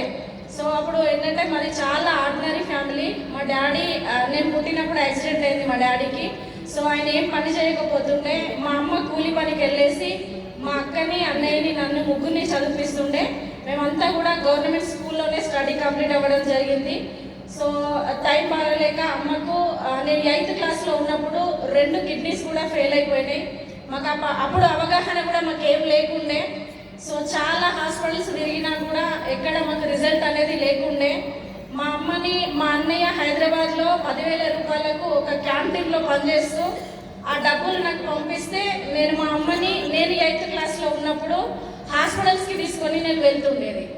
సో వెళ్ళే క్రమంలోపు ఆ హాస్పిటల్లో మా మదర్ చాలా సఫర్ అవుతుండే అన్నమాట. సో మాకు తినడానికి కూడా ఫుడ్ సరిగ్గా లేకపోతుండే. ఆ టైంలో మా అమ్మ ఆ కిడ్నీ ప్రాబ్లంతో సఫర్ అవుతుంటే కనీసం 100 రూపాయలు పెట్టి మెడిసిన్ ఇద్దామన్నా కూడా మా దగ్గర డబ్బులు లేని పరిస్థితి ఉంటుండే. సో ఆ క్రమం నుండి తను నేను 10th క్లాస్ రాగానే ఆమె చనిపోవడం జరిగింది. అప్పుడు ఏంటంటే మా అన్నయ్య డబ్బులు తెస్తే కానీ మా ఫ్యామిలీ గడవలేని పరిస్థితి. సో అప్పుడు నేను మా టీచర్స్తో ఒక ఒప్పందం చేసుకొని మాట్లాడుకున్న మా టీచర్స్తో ఏంటంటే నేను స్కూల్కి రాను, పార్ట్ టైంగా నేను ఏదైనా జాబ్ చేయాలి, మా అమ్మకి మెడిసిన్స్ కావాలి, సో నేను చదువుకుంటే మా అమ్మ చనిపోతుంది అని చెప్పడం జరిగింది. సో ఆ టైంలో నేను పనిచేస్తూ మా అన్నయ్య పనిచేస్తూ ఇద్దరం కలిసి మా అమ్మని కాపాడుకోవడానికి మేము వెళ్తూ ఉండేది. కానీ బ్యాడ్ లక్ ఏంటి అంటే మా అమ్మ చనిపోవడం జరిగింది. అప్పుడు ఒకటే నాకు చాలా బాధ అనిపించేది ఏంటంటే ఆమెకి హోటల్లో నుంచి టిఫిన్ తెద్దామంటే హాస్పిటల్ నుంచి డయాలసిస్కి వెళ్తే 100 రూపాయలు కూడా పర్సులో ఇంటికి రిటర్న్ రాకపోతుండే. ఆమె నన్ను ఛాయ్ తాగి మళ్ళీ నాకు ఛాయ్ తీసుకురా బిడ్డ అని ఆమె చెప్తే నేను కిందికి వెళ్ళి మొహం కడుక్కొని వాటర్ తాగి అమ్మ నేను ఛాయ్ తాగినా అని చెప్పేసి ఆ 10 రూపాయలతో మా అమ్మకి ఛాయ్ తీసుకొని వచ్చి ఇచ్చేదాన్ని సార్. तो एक्चुअली ये जब बचपन की बात है, इनके फादर का कुछ एक्सीडेंट हो गया था तो वो काम नहीं कर पा रहे थे, तो उनकी माँ ही काम करती थी और उनको भी किडनी का प्रॉब्लम हो गया था. ये 8वीं में थे. फिर इनका भाई सिटी में जाकर एक कैंटीन में काम करते थे और वहाँ से वो पैसे भेजते थे. और ये 8th क्लास में थी, 8वीं कक्षा में, और 8th क्लास में ये अपनी माँ को डायलिसिस के लिए हॉस्पिटल्स लेके जाते थे. तो इनके पास खाने के लिए भी पैसे नहीं होते थे और कई बार ऐसा होता था कि माँ चाय मांगते थे, बेटा तू भी चाय पी ले और मेरे लिए भी चाय लेके आ. तो 10 रुपये होते थे तो ये नीचे जाती थी हॉस्पिटल में और पानी पी लेती थी और चाय लेके आती थी. वो बोलती थी कि माँ मैं तो चाय पी ली, अभी आप चाय पी लो. तो ये दोनों काम करते थे, यानी ये 8th क्लास में होते हुए भी काम करते हुए और इनके भाई भी काम करते हुए, दोनों ने पैसे जमा करके अपनी माँ के इलाज के लिए प्रयत्न किया. लेकिन वो 10वीं कक्षा में उनकी माँ चली गई. वही मतलब टीचर से ऐसा बात कर लिया था कि मैं काम करूंगी, स्कूल नहीं आ पाऊंगी क्योंकि माँ का इलाज करवाना है. तो ऐसा टीचर से सेट करके इन्होंने काम करते हुए माँ का इलाज करवाने का कोशिश किया, लेकिन माँ नहीं रही. वेस्टीज बिजनेस कब आया आपकी जिंदगी? సార్ నేను వెస్టేజ్ బిజినెస్కి రావడానికి కారణం ఏంటి అంటే నా అదృష్టమా దురదృష్టమా తెలియదు కానీ 2000 మా మమ్మీ చనిపోగానే, నేను 10th మా మమ్మీ చనిపోగానే సో డిగ్రీ వరకు బాగానే ఉన్నా. మ్యారేజ్ అయిపోయిన తర్వాత 2016లో మ్యారేజ్ అయింది. 2018 వరకు 2 పిల్లలు వచ్చిర్రు. సో నా బాబుకి 4 ఇయర్స్ ఉన్నప్పుడు మా మదర్ జెనెటిక్ ప్రాబ్లం ద్వారా ఆ కిడ్నీ ప్రాబ్లం అనేది నాకు రావడం జరిగింది 2022లో. सो मुझे बताइए वेस्टीज बिजनेस कब आया आपकी जिंदगी में? क्या आपने क्या कहा है ट्रांसलेट करके? ये बोल रहे हैं कि जो प्रॉब्लम उनकी माँ को था, किडनी वाला प्रॉब्लम, तो शादी के कुछ साल बाद यानी दोनों बच्चे होने के बाद उस तरीके का प्रॉब्लम इनको भी आने लग गया. किडनी का प्रॉब्लम हो गई. हाँ. कौन सी ईयर की बात है ये किडनी प्रॉब्लम वाली? నాకు ఈ ప్రాబ్లం ఎట్లా వచ్చిందంటే సో ఎప్పుడు వచ్చింది అది ప్రాబ్లం? 2022 నవంబర్ 2022 में नवंबर में इनको भी किडनी का इशू प्रॉब्लम. अभी 3 साल पहले 2022 నవంబర్ 27 రోజున సో ఒక ఫ్రెండ్ దగ్గరికి నేను వెళ్ళినప్పుడు గిడినెస్ వచ్చి కింద పడిపోతే సో నాకు టెస్ట్ చేస్తే నా ఏజ్ 24 ఉండే, నా బీపీ వచ్చేసి 200/180 ఉండే. సో వెంటనే నేను హాస్పిటల్కి వెళ్తే నాకు అప్పుడు డాక్టర్ అన్ని టెస్టులు చేశారు. సో ఆ టెస్టులు చేసిన తర్వాత ఏదైతే నేను అనుకున్నానో ఏ ప్రాబ్లం రావద్దు అని చెప్పేసి నేను అనుకుని హాస్పిటల్కి వెళ్ళాను. సో అదే ప్రాబ్లం భగవంతుడు నా కళ్ళ ముందు తీసుకురావడం జరిగింది. సో 2 కిడ్నీస్ కూడా డ్యామేజ్ అయిపోయినాయి. 60 to 70% ఫంక్షనింగ్ అనేది ఆగిపోయింది. సో మీరు బ్రతకడం చాలా కష్టం. 1 or 2 months లో మీరు డయాలసిస్ రావాలి అని చెప్పిండు. तो ये एक बार अपने कहीं जा रहे थे तो चक्कर आ गए, गिर गए, तो इनको हॉस्पिटल लेके गए, टेस्ट करे तो हाई बीपी था, तो उम्र करीब 24-25 साल की। तो डॉक्टर ने बोला कि आपके दोनों किडनी 60 से 70% खराब हो चुके हैं, तो अभी कुछ ही दिनों में आपको डायलिसिस करना पड़ेगा वरना बहुत खतरनाक सिचुएशन आ जाएगी। तो ये कौन से साल की बात है जब ये घटना आपके साथ हुई? 2022। 22 में आपको ये पता चला कि आपकी किडनी खराब हो चुकी है 60 से 70%। प्रेस्टीज बिजनेस कब आया? బిజినెస్ ఎప్పుడు వచ్చింది? 2023 जनवरी 23rd 2023 जनवरी में आया, यानी कि 2 साल हुए हैं अभी, लगभग 2-3 साल हो गए। 3 साल हो गए आपको। 3 साल पहले आपको एक बिजनेस मिला, तो इतने हेल्थ चैलेंज के साथ फिर आपने बिजनेस को टेकअप क्यों किया? ఇన్ని ఎంత ఇబ్బందులు ఇంత ఇబ్బంది ఉంది హెల్త్కి, ఎందుకు ఈ బిజినెస్ ని మీరు చూస్ చేసుకున్నారు? మేము హాస్పిటల్కి వెళ్ళినప్పుడు నాకేంటంటే మా మదర్ ఈ ప్రాబ్లంతో చనిపోయారు కదా, నాకు అక్కడ ఏం కనబడుతుంది అంటే నా పిల్లలు, నా బాబు అప్పుడు యూకేజీ, నా పాప 2nd క్లాస్ ఉంటుండే. నా మదర్ ఫోటో పట్టుకొని నేనైతే ఎవ్రీడే ఎట్లా ఏడుస్తున్నానో నా ప్రాబ్లం కూడా అట్లానే వస్తుందని నేను ఊహించుకుంటూ బాధపడుతూ ఉండేది ఆ క్రమం లోపల. సో అప్పుడు ఏంటంటే ప్రతి ఒక్కరు కూడా కిడ్నీ ప్రాబ్లంకి ఇంగ్లీష్ మెడిసినే, సో డయాలసిస్ తప్ప ఇంకొక మార్గం ఏమీ లేదు, లాస్ట్కి చనిపోవడం అని చాలా మంది చెప్పేది. వాళ్ళు చెప్పడం కంటే ఫస్ట్ నాకు తెలుసు, ఎందుకంటే మా మదర్కి 15 డేస్కి ఒకసారి 1 మంత్కి ఒకసారి ఆల్టర్నేట్ డయాలసిస్ అవుతూ ఉండే. ఆ ప్రాబ్లం అంతా కూడా నా కళ్ళ కట్టినట్టు కనబడుతుంది. సో దీనికి ఇంకా ఆధారం ఏముంది అని వెతికే క్రమం లోపల మా హస్బెండ్ PhD చేశారు. సో ఫుడ్ సప్లిమెంట్స్ లో ఏదైతే బాగుంటుందని చూడడం జరిగింది. సో ఫుడ్ సప్లిమెంట్స్ లో మెడిసిన్ తో కూడా లైఫ్ టైం క్యూర్ కాదు, ఫుడ్ సప్లిమెంట్స్ అయితేనే బాగుంటుంది అని సో వెతకడం జరిగింది. ఆ క్రమం లోపల శ్రీనివాస్ వడమాన్ సార్ నాకు ఒక ఫాదర్ రూపంలో నాకు రావడం జరిగింది నా లైఫ్ లో. శ్రీనివాస్ వడమాన్ సార్ని సోషల్ మీడియాలో చూడడం జరిగింది, చూసి సార్కి కాల్ చేయడం జరిగింది, మాకు సప్లిమెంట్స్ గురించి సార్ చెప్పడం జరిగింది. तो ये किडनी से जो सफर हो रहे थे, इनको डर था कि जैसे मैं बचपन में मेरी माँ को खो चुकी, मेरे बच्चे भी खो देंगे, तो ये वही टेंशन में थी। और सोशल मीडिया में इन्होंने वड्डेमानु सर का फोटो देखा, और उनके हस्बैंड क्योंकि वो लेक्चरर है, PhD होल्डर है, तो वो सप्लीमेंट्स में वो बहुत अच्छा उनको ज्ञान था। तो ये जब सर का फोटो देखे तो इनके थ्रू इनको पता चला कि ऐसे सप्लीमेंट्स हो सकते हैं जो कि इनके प्रॉब्लम को सॉल्व करते हैं। तो वो एक फादर के जैसा उनको मिल गए, और वहाँ पे ये वेस्टेज इनको मिला।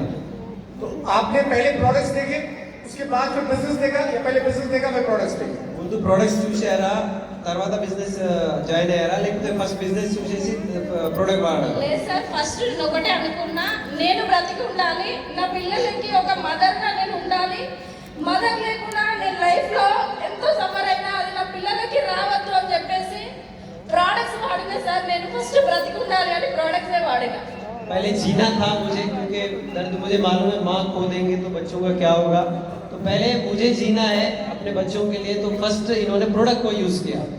తర్వాత उसके बाद आपको बिजनेस बताया गया, తర్వాత మీకు బిజినెస్ చెప్పారు, తర్వాత ने बिजनेस చెప్పడం జరిగింది। उन्होंने ऐसा क्या कहा कि आपने बिजनेस की शुरुआत कर दी और बिजनेस बिल्ड करना शुरू कर दिया? ఏం చెప్పారు మీకు, దాని గురించి మీరు బిజినెస్ స్టార్ట్ చేశారు? నేను ఒకటే సార్, ఇంగ్లీష్ మెడిసిన్స్ వేసుకుంటే ఒక 5 మినిట్స్ కూడా నేను నిలబడకపోతుండేదాన్ని. ఈ కిడ్నీ ప్రాబ్లం కి నాకు ఒక 40 రకాల మెడిసిన్స్ రాయడం జరిగింది, ఒక 100 mg BP టాబ్లెట్ రాయడం జరిగింది. సో వేసుకుంటే నేను ఇక్కడ నుంచి ఒక 5 నుంచి 6 అడుగులు కూడా వేయలేకపోతుండే, ఇద్దరు కలిసి వాష్రూమ్ లేబట్టి కూర్చోబెడుతుండే పరిస్థితి ఉంటుండే. సో అప్పుడు సార్ ఒకటే మాట చెప్పిండ్రు, మీరు మెడిసిన్స్ ని తగ్గించుకోవచ్చు, సప్లిమెంట్స్ ని వాడుకోవచ్చు, మీకు కొన్ని సప్లిమెంట్స్ నేను రేపు మార్నింగ్ తెచ్చిస్తా, మీరు ఇవి వాడండి అని చెప్పి సో నాకు ఒక 20 రకాల సప్లిమెంట్స్ తెచ్చి ఇవ్వడం జరిగింది. 10 నుంచి 15 రకాల సప్లిమెంట్స్ తెచ్చి ఇవ్వడం జరిగింది. తర్వాత బిజినెస్ గురించి ఏం చెప్పడం వల్ల మీరు బిజినెస్ చేసిండ్రు? అప్పుడు నేను ఒకటే అనుకున్నా, సార్ ఒక మాట అన్నారు ఏంటంటే, మేడం మీరు ఏదైతే లైఫ్ లో పునర్జన్మం తీసుకున్నారో 1000 మందికి మీరు ఖచ్చితంగా వాళ్ళ జన్మలను మనం కాపాడాలి, సో దీనికి మీరు రెడీ ఉన్నారా అంటే నేను ఒకటే చెప్పిన, నా ఊపిరి పోయేంత వరకు కూడా నేను కష్టపడడానికి రెడీ ఉన్నా సార్ అని చెప్పేసి इनकी हालत ऐसी थी कि इनको दो लोग उठाकर वॉशरूम को लेके जाते थे। 4 कदम भी वो नहीं चल सकती थी और 40 तरीके की गोलियां खाती थी। उसमें 100 mg का बीपी का टैबलेट होता था। तो सर बोले कि आप ये पहले सप्लीमेंट यूज़ करो। फिर इन्होंने यूज़ करना शुरू किया, कुछ सप्लीमेंट्स इनको दिया और जब इनको अच्छा लगा तो सर ने बोला कि ये आपका पुनर्जन्म है।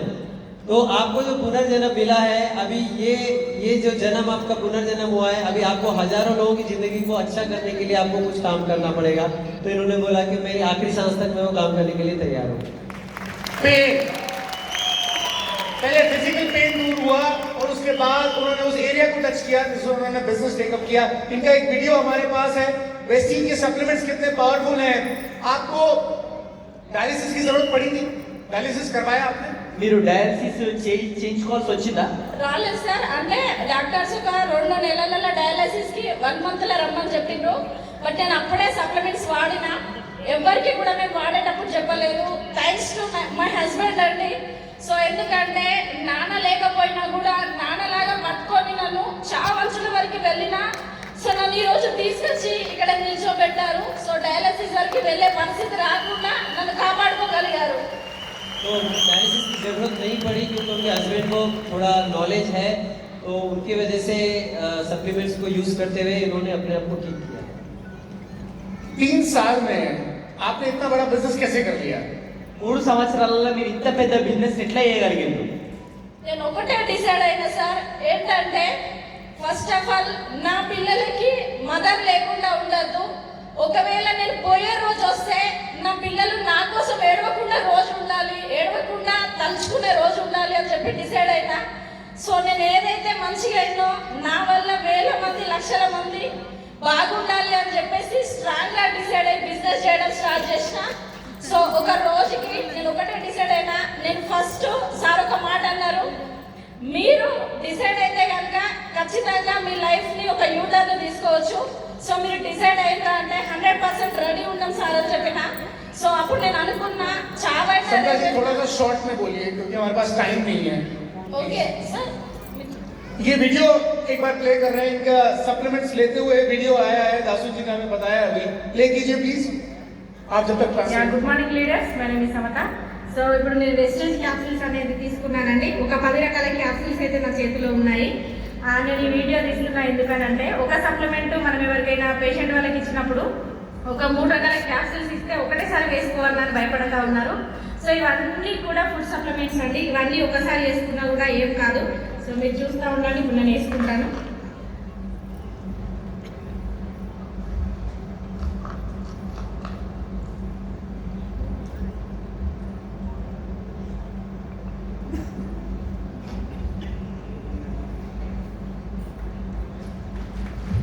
तो थैंक यू।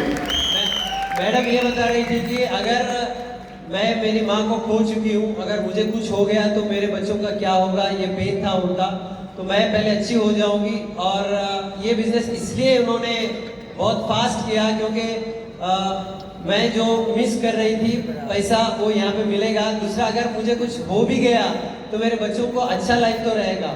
और अगर मैं अच्छी ही रह जाऊंगी लेकिन मैं हजारों लोगों को अच्छी लाइफ दे सकती हूँ, ये उनका पेन एरिया था और ये सोचकर इन्होंने फास्ट काम किया। प्रोडक्ट से पहले पेन ये था कि बिजनेस इतना बड़ा बना दें, क्योंकि जो जिंदगी हमने जी है ऐसी जिंदगी बच्चों को ना मिले, क्योंकि जो प्रॉब्लम माँ को थी वो उनको हो गई थी। अब ऐसा अगर यदि उनके साथ हो जाएगा जैसा माँ के साथ हुआ था, तो उनके बच्चे तो कम से कम अच्छी जिंदगी जिएंगे। आपका हाईएस्ट चेक कितना है? హైయెస్ట్ చెక్ ఎంత? 2,77,000.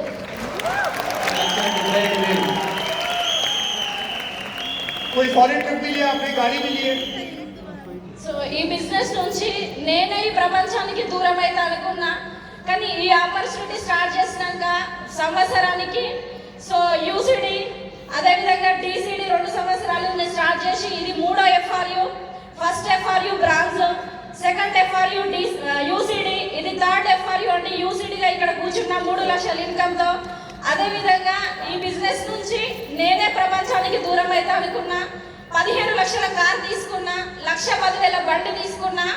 అదే బండి మీద ప్లాన్స్ కి వెళ్తూ పర్ డే 10 నుంచి 15 ప్లాన్స్ చేస్తూ 50 కిలోమీటర్లు నేను బైక్ మీద డ్రైవ్ చేసుకుంటూ ప్లాన్స్ కి వెళ్తున్నా ఈ రోజు. ये अभी साल हो गए। पहले जब आए थे ब्रॉन्ज थे, फिर यूसीडी हुए और फिर डीसीडी बन गए। और कार लिया इन्होंने 14 लाख की नेक्सॉन कार लिया, फिर 2 व्हीलर लिया। आज ये प्लान दिखाने के लिए 50-50 किलोमीटर जाते हैं और 10 से 15 प्लान रोज दिखाते हैं। 3 लाख का करीब का इनका महीने का चेक। जोरदार तालियां समता जी के लिए। थैंक यू समता जी। अजीमुद्दीन जी को माइक पास कर दीजिए। अजीमुद्दीन जी को माइक पास कर दीजिए। आप देख रहे हैं रियल विमेन एम्पावरमेंट यहाँ हो रहा है और हम अजीमुद्दीन जी के पास हैं अब। अजीमुद्दीन जी, आपके बैकग्राउंड के बारे में थोड़ा सा बताइए। यस, मेरा नाम अजीमुद्दीन है। आप हिंदी में बोलेंगे? हाँ, हिंदी में बोलता हूँ, तेलुगु में बोलता हूँ। अच्छा, दोनों बोल सकते हैं आप? हाँ। तो प्लीज आप हिंदी में बोलें ताकि हमारे पास समय थोड़ा कम है, तेलुगु में ट्रांसलेट हो जाए। ठीक है सर। मेरा नाम अजीमुद्दीन है और मैं रायकोट मंडल जमुई से हूँ। छोटा सा खेड़ा हुआ है, एक 800 बोली का। और मैं ज़राअत करते करते कुछ बहुत सारे ज़मीन को फौल कर डाल लेता था, उसमें थोड़ा बहुत लाश आया। लाश आने से क्या हुआ, वहाँ से शराब पीना शुरू कर दिया। शराब, अब वो ऐसा रहता, मालूम है शराब पिए बाद पूरा नेगेटिव थाट पूरा घुस जाता था। घर वालों को कुछ केयरलेस। मेरी फैमिली पूरी है मीटिंग में। जैसा कि मैं गोग्राउंड दिल्ली को अटेंड करा, ये बिजनेस करना है, बिजनेस में टिकना है, सीखना है, मालूमात करना है, टिकना है। मैं थोड़ा सा बैकग्राउंड के बारे में आपके जानना चाहता हूँ। आप गांव में रहते थे, जमीनों में कुछ लॉस हुआ, आपने पीना शुरू कर दिया। शीना कितना पीते थे? फुल बाटल एक होता था सब। సారు కౌలు పట్టుకొని చేస్తుండే, కౌలు చేస్తుండే. సో కౌలు చేస్తుంటే వ్యవసాయం కౌలు చేస్తుండే. చాలా లాస్ అయింది. లాస్ కావడం వల్ల ఏమైందంటే ఇంకా మందుకి బానిస అయిపోయింది. ఎంత మందికి బానిస అయిందంటే రోజుకో ఫుల్ బాటిల్ తాగుతున్నాడు, ఎక్కువనే తాగుతున్నాడు. సో అట్లా ఫ్యామిలీ కూడా కేర్లెస్, అంటే పట్టించుకోకపోతుండేనట. దాని తర్వాత ఢిల్లీ గోపురం పోయింది. आप कुछ कमाते नहीं थे पैसा? कमा तो था लेकिन पी तो था। और साझा रहते थे कहाँ? अजीम भाई कहाँ है, किधर है, एकड़ नो अजीम भाई कुसुंदाम तागराम, कोई सी दोस्तानी थी। और इसके अंदर ज़राअत भी करता था ना, और मजरी भी करता था। उसके अंदर में मजरी 200-300 की मजरी करता था। मजदूरी करते थे आप? हाँ। 200-300 रुपए कमाते थे? मजरी वो भी। परिवार यहाँ पर बैठा हुआ है? हाँ, परिवार है सब। तो उनको मारते भी थे? मार तो नहीं था, मारा नहीं? नहीं मार तो था, लेकिन केयरलेस, क्योंकि उनकी देखभाल ही नहीं थी मेरी। वो मेरी वाइफ है और बहुत क्यों बोलते, परिवार को लेके चलते थे। 3 बच्चे थे मेरे, 2 बेटी 1 बेटा, उनको देखते चलते थे। अब मैं फुल पी के ढलते ढुलते घर को आता था। पापा नको पियो बोल के बच्चे बोलते थे, है या बाहर। हर FRU में भी अटेंड करा हूँ मैं। ये गोग्राउंड दिल्ली में अटेंड करने से हर FRU में भी, अब 17 साल की बच्ची है, यही FRU में है। अब मेरा ड्रीम बहुत बड़ा है, उनको लेके चलना मुझे। సారు ఇంత ముందుకు అంటే ఇట్లనే బాగా తాగుడికి బానిస అయ్యి ఇంటికి వస్తుండేనంట. సో అసలు ఫ్యామిలీని పట్టించుకోకపోతుండేనంట. సో ఇట్లనే అసలు వాళ్ళ మేడమే వాళ్ళ పిల్లల్ని చూసుకుంటుండేనంట. సో వాళ్ళ పిల్లలు అంటుండే, కాకపోతే తాగు కానీ అసలు పట్టించుకోకపోతుండేనంట. और इसके बीच बीच में ऑटो ला लिया। ऑटो लाए तो अभी कैसा रहता लाइफ मालूम है। ये विनिंग टीम की सबमिशन में बहुत बदल गया। मैं तो सुनने की बात है सर, ऑटो लाने से पूरा अभी 1 नंबर लंगा, क्या बोलते हैं, 1 नंबर लंगा बोलते ना। कोई तो भी लड़े तो भी हम बीच में इन्वॉल्व होकर गिप मारना लोग। तब ये बोल रहे हैं कि मैं ऑटो चलाता था और उसमें भी सबसे बदमाश, यानी कोई 2 लड़ रहे तो ये तीसरा जाके उसको मार के आता था। दोनों को मारना, दोनों को जाके मार के आता था। बीवी शोर झगड़ा करे तो उसके अंदर उनको भी मारना है। 2 हस्बैंड वाइफ लड़ रहे थे, ये बीच में जाके दोनों को मार के आता था। मतलब इस तरीके का दादागिरी। सलीम सर आए प्लान लेके, ये प्रोडक्ट लेके। ऐसे बहुत देखा मैं, ये सामान जो पैसे ले जाओ, 1 साल बिजनेस चूज नहीं करा। सलीम भाई को तो नहीं मारा? सलीम भाई को गुस्सा करा, गुस्सा करो। आज उनके नजर से चाहा मैं। ठीक है, सलीम भाई डर डर के बोले मेरे। इब्राहिम साहब, सलीम भाई तो इब्राहिम साहब के जो रिलेटिव है, वो लोग इब्राहिम साहब के पापा, उन्हों में बैठ के डालते थे। तुम बच्चे लोग हैं बाजू जाओ बोल के बोला सलीम भाई घूमे कितने बार इब्राहिम साहब को और सलीम साहब को, तुम बच्चे लोग हैं बाजू जाओ, हमारा एक सेपरेट काम चल रहा है। बोल था ऐसा बोला सलीम ने भी नहीं है। आज उनका एक हादसा हुआ रात में गाँव में। ये 3 दिन के FRU में रोज के 2 घंटे नींद ही मेरे के, लेकिन FRU में टिक रहा हूँ। ये 3 दिन के FRU में रोज के 2 ही घंटे नींद है। टीम भी है, हैंडलिंग करना पड़ता है, 100 आदमी की टीम है। सलीम भाई ने ऐसा क्या कहा आपको कि आपको लगा कि बिजनेस करने जैसा चाहिए, आपका इस बैकग्राउंड को देखते हुए? हाँ, सलीम भाई कुछ बिजनेस के बारे में नहीं बताया। एग्रीकल्चर का प्रोडक्ट है, इस्तेमाल करो, फसल अच्छी होती है बोल के बोले। तो वो एग्रीकल्चर का प्रोडक्ट मैं इस्तेमाल करते करते फसल अच्छी हो रही थी, बहुत भारी फसल दिख रही थी। तो छोटे छोटे वीडियो बन रहे थे, फसल अच्छी हो रही थी। ठीक है, एक मीटिंग में बुलाए सर, SP भारत सर के ये मैं सत्य साई निगम में ये टेम्पो के जैसा घुस जाना काम बोले वहाँ बोले। टेम्पो का ये बता रहे तो कहाँ घुस गए तो कौन खामोश बैठता, मैं घुस जा रहा हूँ, मार रहा हूँ। ये नहीं होता। प्रोडक्ट इस्तेमाल करने से लाखों के रुपए कौन देता? पागल है क्या इब्राहिम साहब?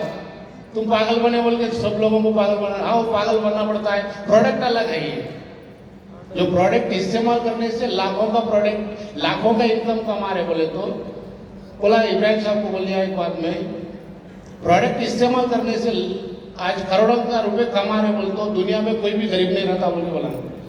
ठीक है, बोल के प्रोडक्ट इस्तेमाल करना शुरू करा। मेरे बच्चे बोले पापा ये वेस्टीज का प्रोडक्ट अच्छा है, यही ला लो।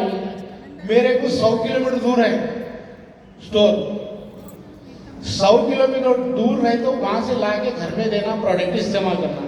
कहीं प्लान बोलेंगे तो हम 100 किलोमीटर जाना प्रोडक्ट लाने के वास्ते, ऐसा नेगेटिव कर देते मेरे। तो भी मैं क्या करता था, 10,000 का 20,000 का ले जाके बता दूंगा। लेकिन मैं अच्छा नहीं हो तो मेरी बात कौन सुनता है? रायकोट मंडल पूरे जानकारी है, लेकिन कोई भी साथ में रखी तो मेरे टीम मेंबर भी है।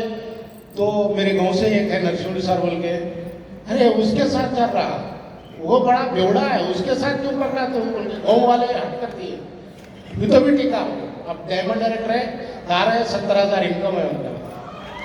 నరసింహ సార్ అంటే సార్ మీరు ఈ బిజినెస్ ని చేయడానికి సలీం సార్ ఏం చెప్పిండు మీకు అంటున్నాడు? చెప్పడం ఏం లేదు, కానీ ప్రోడక్ట్ యూజ్ చేయించాడు. అగ్రికల్చర్ కానీ హౌస్ ప్రోడక్ట్ కానీ యూజ్ చేయించడం వల్ల ప్రోడక్ట్ మంచిగా అనిపించింది. ప్రోడక్ట్ మంచిగా అనిపించడం వల్ల నిలబడడం జరిగింది. అక్కడ జూమ్ మీటింగ్లు, ఓపెన్ మీటింగ్లు, ఫిజికల్ మీటింగ్లు రావడం వల్ల కొద్దిగా మార్పు అనేది జరిగింది.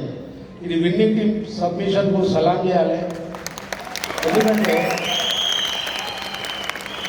నా అట్లాంటి వాడు ఒక్కడు మారిందంటే మీరు ప్రతి ఒక్కరు మారుతారు.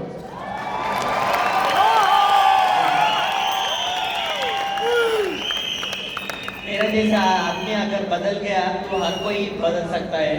Yes sir. तो आप मतलब आपने खुद बोला कि आप बेवड़े को कौन ज्वाइन करेगा सर?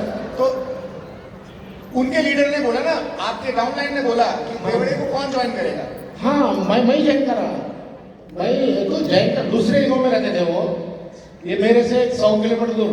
मेरी टीम में मेंबर आए 100 किलोमीटर दूर से है, लेकिन मेरे आसपास 30 किलोमीटर कोई भी नहीं है. तो बेवड़ा फिर क्राउन डायरेक्टर कैसे बन गया? बेवड़ा यही मेहनत, जैसा कि दूर दूर ज्वाइन कर लिया, दूर दूर मीटिंग करते गया. शरीफ में एक 16 गाँव है एक मंडल के, कोई भी नहीं सुन रहा. इतने आदमियों को बोले तो कोई भी नहीं समझता. तो दूर दूर गया, सफर करते हुए दूर जाके ज्वाइनिंग करके दूर दूर से मीटिंग. पी के तो नहीं गए? नहीं पिया. तो ये सबमिशन में जब जूम मीटिंगों में आ रहा हूँ, ये एक सीढ़ी सलीम साहब मेरे नजदीक एक 4 सीढ़ियाँ फेंके, इन भावों का फल क्या होगा? वो सीढ़ी सुनते सुनते सुनते सुनते ऐसा दिमाग में बैठ गया, ऐसा दिमाग में बैठ गया है कि साहब का पूरा सुरेंद्र वाट चैनल इंटरव्यू देखता था मैं. जैसा इंटरव्यू चलता था, मैं SP भारत भैया के पूरे जो वीडियो कहाँ है पूरा रिसर्च करके देखता था फोन में. ये सबमिशन में जुड़ना, बच्चों की जिंदगी बनती है और मेरी जिंदगी बनती है बोल के टिका समय पर. क्या बात है, कितना चेक हो गया आपका? हाईएस्ट चेक कितना रहा? 98,000 चेक है सर। वेगनर कार लेके मेरी टीम में 7 कारा दिला दिया सर। क्या बात है, आपका परिवार एक बार खड़ा हो सकता है? परिवार में खुशियां आ गई। यहाँ पर एक स्पॉटलाइट मार दीजिए, स्पॉटलाइट में ला दीजिए। आपके बच्चे भी आए? है सर, 3 वाइफ भी, मेरा बच्चे भी? मेरा बेटा ब्रॉन्ज डायरेक्टर है, 18 साल का है, 18,000 का चेक दिया सर उसको। क्या बात है, क्या बात है। बेटा भी है, सेकंड हाँ, जनरेशन, बेटा भी है।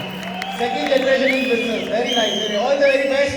हम बहुत जल्दी आपकी कहानी सुनेंगे जब आप डीसीडी बनकर आएंगे, यूसीडी बनकर आएंगे। Thank you.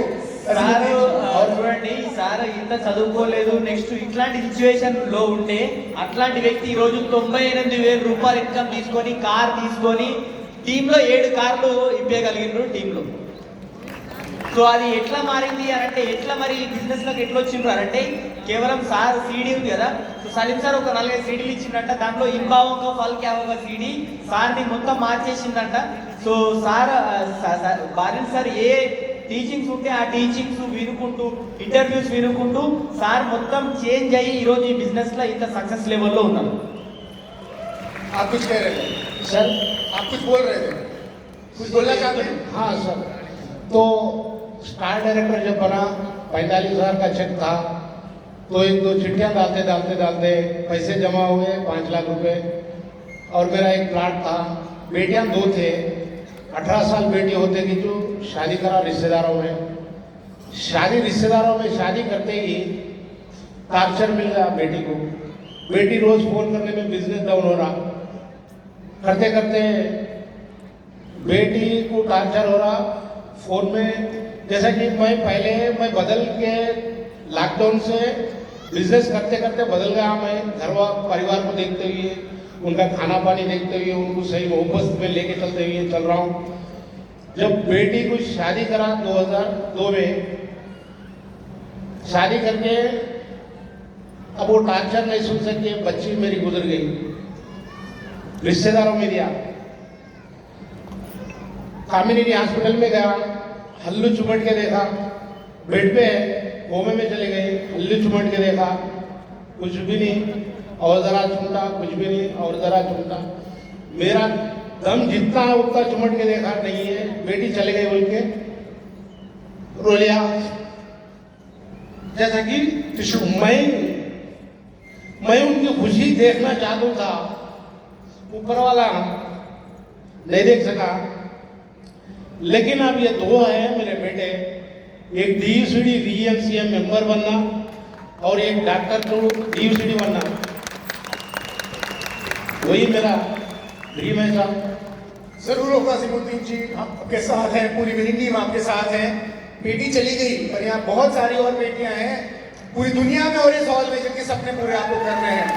उनमें आप बस अपनी बेटी का चेहरा देखिएगा। बिल्कुल, हम उनकी आत्मा की शांति की कामना करते वही हैं। मोहब्बत से चल रहा हूँ। बहुत सारे औरत लेडीज है मेरी बेटी के तरह देख के चल रहा हूँ सब। उनको भी बहुत हम्बलनेस, डिसिप्लिन, बात करने का तरीका, रहना सहना, हर कुछ बहुत बदलाव आया साहब इसके अंदर। DUCD बनना हो तो एक ही महीने बनता हूँ, लेकिन मेरी टीम में बहुत सारे लेडीज है, उनको लेके चलना है मेरा काम। अगर अजीमुद्दीन जी कर सकते हैं तो हम सब कर सकते हैं कि नहीं? भरोसा आया। Thank you so much. आप माइक पास कर दीजिए कविता जी को।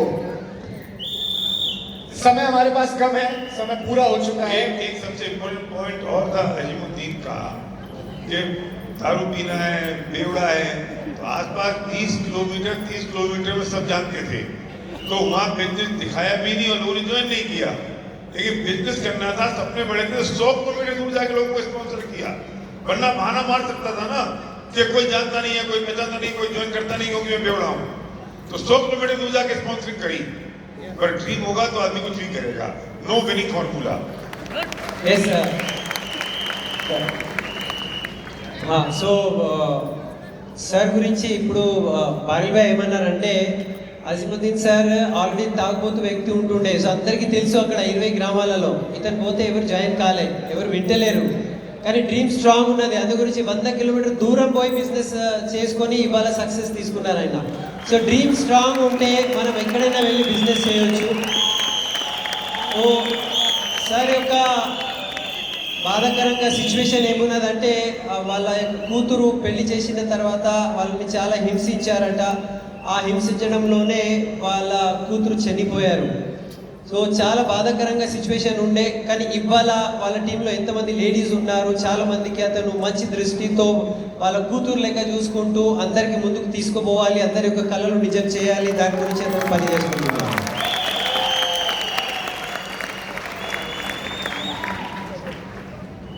कविता जी हमारे साथ है, हिंदी तेलुगु तेलुगु। कविता जी ये बताइए कि आपका क्या बैकग्राउंड रहा, क्या आपको हेल्थ चैलेंज रहा, क्या एजुकेशन क्वालिफिकेशन भी? మీ బ్యాక్గ్రౌండ్ హెల్త్ ఛాలెంజ్ ఏముండే ఎడ్యుకేషన్? నా పేరు కవిత శేఖర్. సో నేను మా నాన్న వచ్చేసి ఆటో డ్రైవర్ అండి. మేము 5 మందిమి. అన్నయ్య తర్వాత నేను, నా తర్వాత 3 సిస్టర్స్ అనమాట. నేనే పెద్దదాన్ని కాబట్టి 9th క్లాస్లోనే మ్యారేజ్ అయింది. సో 14 ఇయర్స్ ఆ టైంలో మ్యారేజ్ అయిన తర్వాత ఏం తెలీదు. ఒకసారి మా నాన్నని అడిగాను అనమాట డైరెక్ట్, నేను చదువుకుంటున్నా కదా, నాకు ఎందుకు పెళ్లి చేస్తున్నావు నాన్న, నాకు అప్పుడే పెళ్ళేంటి, అసలు స్కూల్ బ్యాగ్ తీసుకొని వచ్చిన 1 వీక్లోనే పెళ్ళి అని చెప్పేసరికి మా నాన్నని ఒకటి అడిగిన, ఎందుకు పెళ్ళి చేస్తున్నావు అని చెప్పి. అయితే మా నాన్న అన్నాడు, 3 ఆడపిల్లలు కదా, నువ్వు వెళ్ళిపోతే నాకు భారం తగ్గిపోతుందని చెప్పి నిన్ను నిన్ను పెళ్ళి చేస్తున్నా బేట, నువ్వు నేను ఏం చెప్తా అది విను, దయచేసి ఏం అనొద్దు అని చెప్పి నన్ను అడిగితే నేను ఊరుకోలేదు. స్కూల్లో వెళ్ళి కంప్లైంట్ ఇచ్చిన మా నాన్న మీద. ఎందుకంటే నేను మంచిగా చదువుతా సార్, మా నాన్న నాకు పెళ్లి చేస్తుండు, దయచేసి మీరు ఎట్లయినా సరే యాక్షన్ తీసుకోవాలని చెప్పి నేను కంప్లైంట్ ఇస్తే మా నాన్న వాళ్ళ ఇంటికి వచ్చి వాళ్ళు కూడా సార్ వాళ్ళు మాట్లాడినాక కూడా బిల్డింగ్ పైనకి తీసుకుపోయి కాళ్ళ మీద పడ్డాడు మా నాన్న. నన్ను అర్థం చేసుకోబెట్టా, నేను ఆటో డ్రైవర్ని, నాకు స్తోమత లేదు చదివియడం, నువ్వు వెళ్ళిపోతే నాకు భారం తగ్గుతుంది, నువ్వు ఏం చెప్పొద్దు అని చెప్పేసరికి నేను ఒక్క మాట కూడా అనుకోకుండా పెళ్ళికి ఒప్పుకోవడం జరిగింది. 9th క్లాస్లోనే పెళ్ళి అయిపోయింది. అంటే నాకు ఏం తెలియదు, డ్రెస్ చిగిపోతే కూడా ఎలా కుట్టాలో కూడా తెలియదు. అలాంటి టైంలో పెళ్ళి చేసింది మా నాన్న. మా శేఖర్ సార్ నిజంగా, మా శేఖర్ సార్కి నిజంగా థ్యాంక్ యూ సో మచ్. ఏం తెలియని వయసులో పెళ్ళి చేసుకున్నాడు. నాన్నలాగా ఇప్పటికీ కూడా నన్ను కూతురులాగా చూసుకుంటాడండి. Thank you so much. ఇంత మంచి హస్బెండ్ ఇచ్చినందుకు, అంటే తొందరగా పెళ్ళి చేసిన మంచి హస్బెండ్ ఇచ్చారు. सो ये इनके फादर ऑटो चलाते थे और ये 4 लोग हैं, एक भाई है और 3 बहनें हैं. ये स्कूल से एक दिन आई थी, 9th क्लास में थी और उनके पिताजी ने बोला कि अभी अगले हफ्ते तुम्हारी शादी है. तो अचानक ये परेशान हो गए, मतलब हंसने खेलने की उम्र है, तो इन्होंने बोला कि मैं शादी नहीं करूंगी. तो बोले देख बेटा, मेरे को 3 बेटियां हैं और तू बड़ी है, मैं तेरी शादी कर दूंगा तो मेरा कुछ वजन हल्का हो जाएगा, तो मैं जो बोल रहा हूँ वो कर ले. तो इन्होंने अभी इनको समझ में नहीं आया, तो इन्होंने सोचा कि ये तो मानेंगे नहीं. तो स्कूल गए. स्कूल में टीचर्स को इन्होंने अपने फादर के खिलाफ कंप्लेंट किया कि मेरे फादर मेरी शादी करने वाले हैं 1 हफ्ते में. तो फिर वो टीचर आकर इनके फादर को समझाए. तो इनके फादर सीधा इनको ऊपर लेके गए, छत पर लेके गए और इनके पैरों में गिर गए. और इनके पैरों में गिरकर फादर ने बोला कि देख बेटा, तू सबसे बड़ी है और मेरे को 3 बेटियां हैं, तू अभी शादी कर ले, क्योंकि मैं ये सब नहीं कर सकता, मैं एक ऑटो ड्राइवर हूँ, मेरा भार कम कर दे. तो फिर पिता जब पैरों में गिर गए तो ये मान गए और कुछ भी मालूम नहीं था, एकदम बचपना था. इन 14 साल में इनकी शादी हो गई. तो थैंक गॉड इनके जो हस्बैंड है बहुत अच्छे व्यक्ति है और वो मेरे को ही बेटी जैसा देखकर आज तक मेरे को संभालते आए हैं, क्योंकि मेरी तो कोई मतलब उतनी होशियारी तो थी नहीं, तो हस्बैंड ने ही इनको संभाला है. Thank you. हस्बैंड को बोल रहे हैं. एक बार आपके हस्बैंड यहाँ पर हैं, एक बार खड़े हो सकते हैं, वो एक बार स्पॉटलाइट प्लीज ऊपर. శేఖర్ గారు ఎక్కడ ఉన్నారో ఒకసారి నిలబడండి. वहाँ पीछे हैं, वहाँ पर एक बार स्पॉटलाइट फैलाइए. यस, जोरदार तालियां, एक बार जोरदार तालियां. हमारे पास समय कम है, पर जब आप यहाँ स्टेज पर आएंगे तो आप दोनों साथ में आकर अपनी स्टोरी शेयर कीजिएगा. Thank you sir, thank you so much. Please बैठिए. वेस्टीज बिजनेस कब मिला आपको? వెస్టీజ్ బిజినెస్ ఎప్పుడు వచ్చింది మీ దగ్గర? 22 లాస్ట్ ఇయర్, అంటే ఎండింగ్ ఇయర్ में आया. लगभग 3 साल पहले. हाँ 3 साल पहले. हाँ. उसके पहले आप लोग मिलकर कैसे गुजारा करते थे, क्या काम करते थे? ఏం చేస్తుండే మీరు ఇద్దరు కలిసి? పెళ్ళైన అంటే 2007లో మ్యారేజ్, 8లో పాప, 10లో బాబు.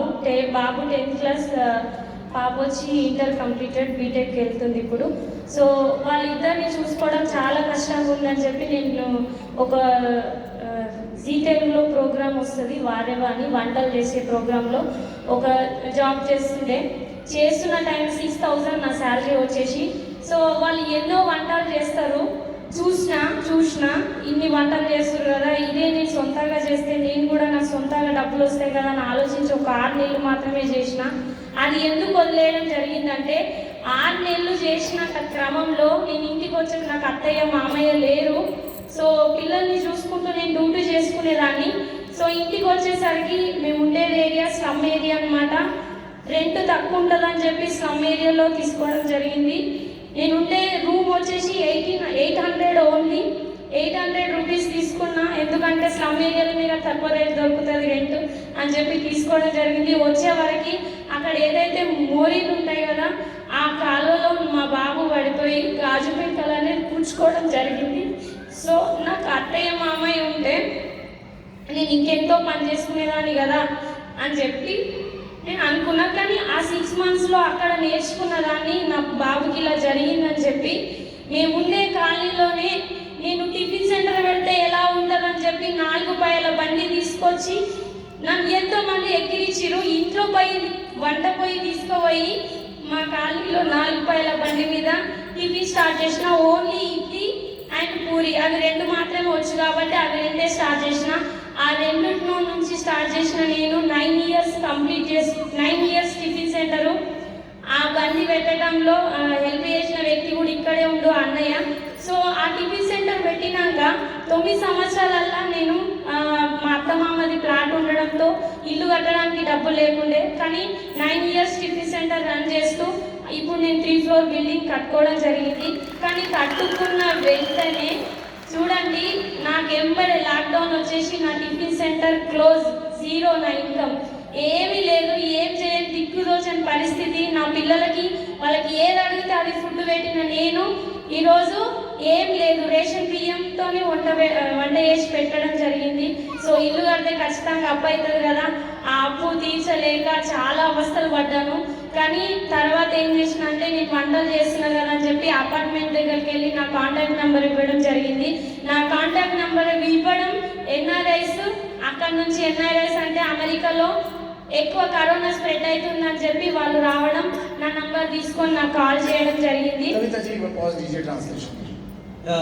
एक्चुअली ये क्योंकि इनका बैकग्राउंड बहुत डाउन था, तो ये एक स्लम एरिया में रह रहे थे और स्लम एरिया में 800 रुपये का छोटे से कमरे में ये दोनों रहते थे. इनका बेटा और बेटी हो गए थे, तो ये कहीं जॉब कर रही थी कुछ एक टीवी शो में, जो पकवान का शो होता है. तो ये 6 महीने जॉब के लिए गई. तो वो इतनी गंदी नालियाँ वो स्लम एरिया में होती थी, तो ये जॉब को गई क्योंकि इनके सास ससुर तो है नहीं. तो बेटा एक बार गंदी नाली में गिर गया और उसको कांच चुभ गई, कांच लग गई. तो बेटा बहुत दर्द में रो रहा था. तो वो सब दर्द देखकर इनको लगा कि मैं बच्चों को छोड़ के जाऊंगी तो कैसे होगा. तो फिर उन्होंने डिसाइड किया कि क्योंकि वो पकवान वाले प्रोग्राम में थे, तो इन्होंने एक ठेला खरीदा और अपनी ही कॉलोनी में जो 4 पहिए का ठेला होता है वहाँ पर टिफिन सेंटर शुरू किया. एक इडली और पूरी ये बेचती थी. तो 9 साल वो काम किया. एक पुरानी जमीन थी सास ससुर की, वहाँ पे इन्होंने एक घर बनाया लोन पर. लेकिन वो सब अच्छा चल रहा था, लॉकडाउन में सब 0 हो गया. क्योंकि लॉकडाउन में सब कुछ बंद हो गया, तो अब ये हर प्रॉब्लम यानी सारे तरीके के प्रॉब्लम शुरू हो गए. खाने के लाले पड़ गए. तो गवर्नमेंट से जो फ्री चावल मिलता है, राशन का जो चावल मिलता है, वो उससे ये गुजारा कर रहे थे. ऐसा ये समय चल रहा था. तो कर्जे भी बहुत हो गए थे क्योंकि घर भी बनाया और कुछ काम तो अभी चल रहा नहीं था. तो कर्जे बढ़ते गए और खाने के लिए वो गवर्नमेंट वाला चावल ये खा रहे थे. तो ఇప్పుడు वेस्टेज ఎట్లా దొరికింది మీకు? आपकी एक वीडियो हमारे पास है, कंसोल आपकी एक वीडियो हमारे पास है, प्लीज उसे रेडी कर लीजिए. సో क्या ये वीडियो पहले देख सकते हैं? ये कविता जी का वीडियो है, प्ले कीजिए. ఎట్లా చేస్తారో తెలవాలని నాకు మొదలు అలా పిచ్చి ఆలోచన వేసుకోవాలి వద్దంటే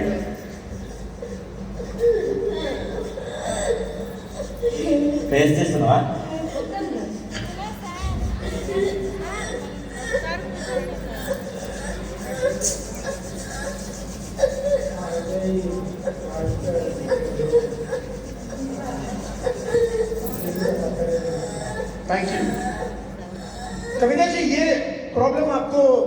कब हुई? ఈ ప్రాబ్లం మీకు ఎప్పుడైంది? నేను టిఫిన్ అంటే బిజినెస్ టిఫిన్ సెంటర్ క్లోజ్ అవుతాయినా క్లోజ్ అయిపోయింది. క్లోజ్ అయిపోయిన తర్వాత కూరగాయలు బిజినెస్ స్టార్ట్ చేశాను. కూరగాయల బిజినెస్ స్టార్ట్ చేసిన తర్వాత అది చేస్తున్న టైంలో ఆ కూరగాయలు ఒక దగ్గరికి తీసుకురావాలంటే ఒక ఆటో కావాలి. ఆటో తీసుకోవాలని 10,000లో సెకండ్ హ్యాండ్ ఆటో ఇప్పించిన మా సార్కి. ఆటో తీసుకొని 5 గంటలకు వెళ్ళొస్తున్న ఆటో సెకండ్ హ్యాండ్ ఆటో కాబట్టి స్టార్ట్ అవ్వట్లేదు అంటే కాదు. సో సెల్ఫ్ లేదానికి అంటే దొబ్బి స్టార్ట్ చేయాలి. అయితే నేను వెనకాల నుంచి దొబ్బాలి, మా సారు ముందు నుంచి దొబ్బి దాన్ని స్టార్ట్ చేయడం అంటే చేస్తున్న టైంలో ఆటో అది పైన ఉంటుంది కదా రాడ్ గుచ్చుకొని ఇక్కడ పెద్ద ఓల్ పడి మా సార్కి ఇట్లా నేను వెనక నుంచి దొబ్బి వచ్చి ముంగడికి వచ్చే వరకు మొత్తం బ్లడ్ అంతా ఒళ్ళు పైన పడిపోయింది. సో ఏంది ఈ కర్మ అని చెప్పి మళ్ళీ ఆ బిజినెస్ ఆపేసి తర్వాత బ్యాంగిల్ స్టోర్ స్టార్ట్ చేసిన. బ్యాంగిల్ స్టోర్ తర్వాత బ్యూటీ పార్లర్ తర్వాత డ్రై క్లీనింగ్ అండ్ బోటింగ్, బ్లౌజులు కుట్టుడు ఫ్రీగా నేర్చుకున్నా. సరే నేను నేర్చుకున్నదే కదా అని చెప్పి షాప్స్ మళ్ళీ స్టార్ట్ చేసిన. ఈ ప్రాబ్లం ఎప్పుడైంది? సో అదే చేస్తున్న టైంలో బిజినెస్ల మీద బిజినెస్ పెట్టినా కదా అన్ని డబ్బులు పెట్టుకున్నా, అప్పు మీద అప్పు చేస్తా పోయినా. ఆ టెన్షన్ ఎక్కువైపోయి నా బ్రెయిన్లో బబుల్స్ వచ్చినాయి. సో ఫిట్స్ ఎట్లా వస్తుంది అంటే తెలియదు, మధ్యలోనే వచ్చింది. ఈ రకంగా నాకు ఫిట్స్ అనేది రావడం స్టార్ట్ అయింది. సో అట్లనే స్టార్ట్ అవుతున్న టైంలోనే నేను పని చేసుకుంటుండే. సో నిజంగా ఒక అన్యోన్ పర్సన్ మనకు తెలిసిన వ్యక్తులు వస్తేనే ఎన్నోసార్లు వెస్టీజ్ని వద్దు అనుకుంటాం కదా. అన్యోన్ పర్సన్, ముఖ పరిచయం కూడా లేని person, the great leader Akhila madam and Ganesh sir మేడంకి నేను బండి మీద లిఫ్ట్ ఇస్తే నాకు ఈ వెస్టీజ్ పరిచయం అవ్వడం జరిగింది. तो ये जब कोरोना में ये बहुत प्रॉब्लम हो गया था तो टिफिन सेंटर बंद हो गया तो फिर इन्होंने सब्जी का व्यापार शुरू किया. तो सब्जी वहाँ मार्केट से लेके आना, मंडी से लेके आना, तो उसके लिए फिर ऑटो चाहिए. तो सेकेंड हैंड ऑटो इन्होंने खरीदा और वो माल लाद कर जा रहे थे तो ऑटो खराब हो गया था. तो वो निकल रहे थे तो उनके हस्बैंड को वो रॉड लग गया, यहाँ पे होल पड़ गया, पूरा खून हो गया. तो वो टेंशन हो गया तो फिर वो बिजनेस छोड़ दिया. फिर उसके बाद वो लेडीज एम्पोरियम का उन्होंने काम शुरू किया, स्टिचिंग का काम शुरू किया और उसके बाद उन्होंने ब्यूटी पार्लर का काम शुरू किया. तो ये सब ड्राई क्लीनिंग का काम शुरू किया. यानी इतने सारे बिजनेसेस और हर बार ये कर्जा ले लेके बिजनेस शुरू कर रहे थे. तो कर्जे के स्ट्रेस से इनको वो ब्रेन में कुछ ऐसे बबल्स आ गए और इनको फिट्स आना शुरू किया. तो ये ऐसे फिट्स होते थे फिर भी ये काम कर रही थी. तो ऐसे सिचुएशन में इन्होंने एक लेडी को, एक मैडम को इन्होंने लिफ्ट दिया गाड़ी पे और वो अननोन मैडम, वो अखिला मैडम और गणेश सर है, उन्होंने इनको वेस्टीज बताया. पारस पत्थर मिल गया. एक बार खड़े होंगे अखिला जी और गणेश जी यहाँ पर हैं. अखिला मैडम हाँ वहाँ पीछे बैठे. जोरदार तालियां. मैडम को सारी क्लास किया. आप देख रहे हैं बाद में, पहले उनको खड़े होने दीजिए एक बार. अच्छा यहाँ पर ओके, स्पॉटलाइट आया इधर है, पीछे नहीं है, इधर देखिए इधर. Very nice. जोरदार तालियां ऐसे पारस पत्थरों के लिए जिन्होंने एक लोहे को छुआ और आज वो स्टेज पर है. ये ताकत है डायरेक्ट सेलिंग की दोस्तों.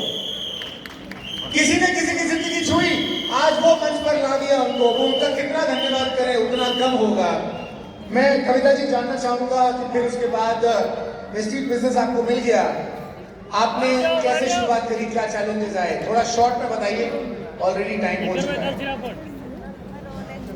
సో మీకు వెస్టీజ్ బిజినెస్ వచ్చిన తర్వాత మీకు ఏం ప్రాబ్లమ్స్ వచ్చినాయి, ఎట్లా స్టార్ట్ చేసిండ్రు, ఎట్లా బిజినెస్ ని బిల్డ్ చేసిండ్రు?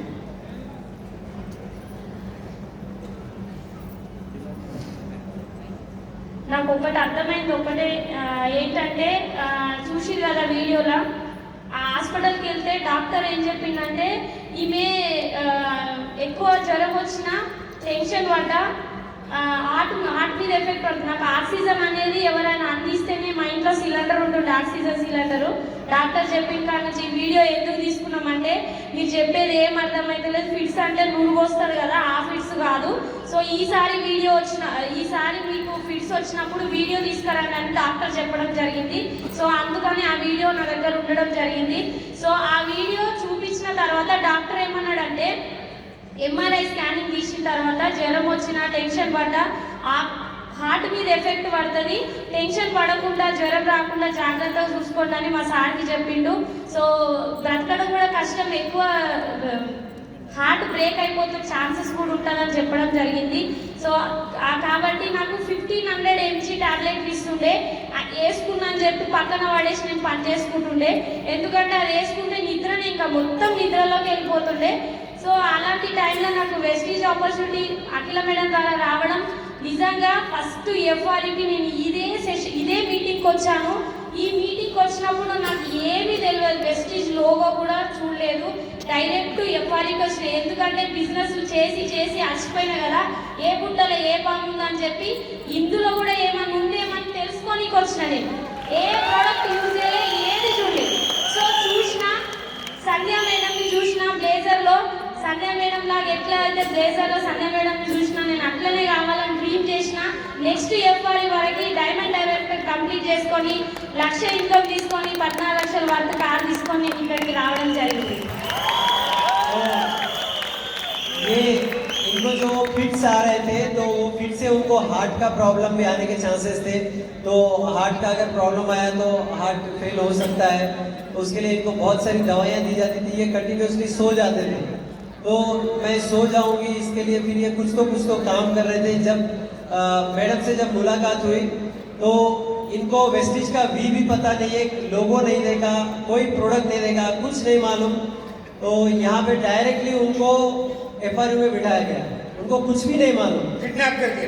हाँ, तो मैडम ने उनको प्रमोट किया. तो मैं इतने बिजनेस करी ना, चलो ये भी देख के आती हूँ, कहाँ पे क्या मिलेगा पता नहीं. और यहाँ पे उन्होंने उनकी अपलाइन जो संध्या मैडम है उनका रिकग्निशन देखा और वो जिस तरीके से वो पहनती है, तो यहाँ पे ड्रीम लिया.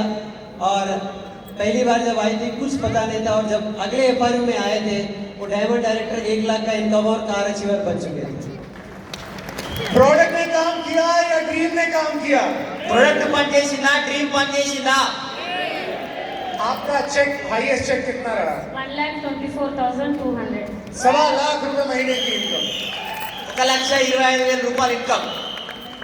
Thank you so much. जोरदार तालियां एक बार सारे पैनलिस्ट के लिए. हमारे पास समय हो गया है और मैं रिक्वेस्ट करूंगा कि ये चेयर्स यहाँ से अब हटा दें, चेयर्स हटा दें यहाँ से.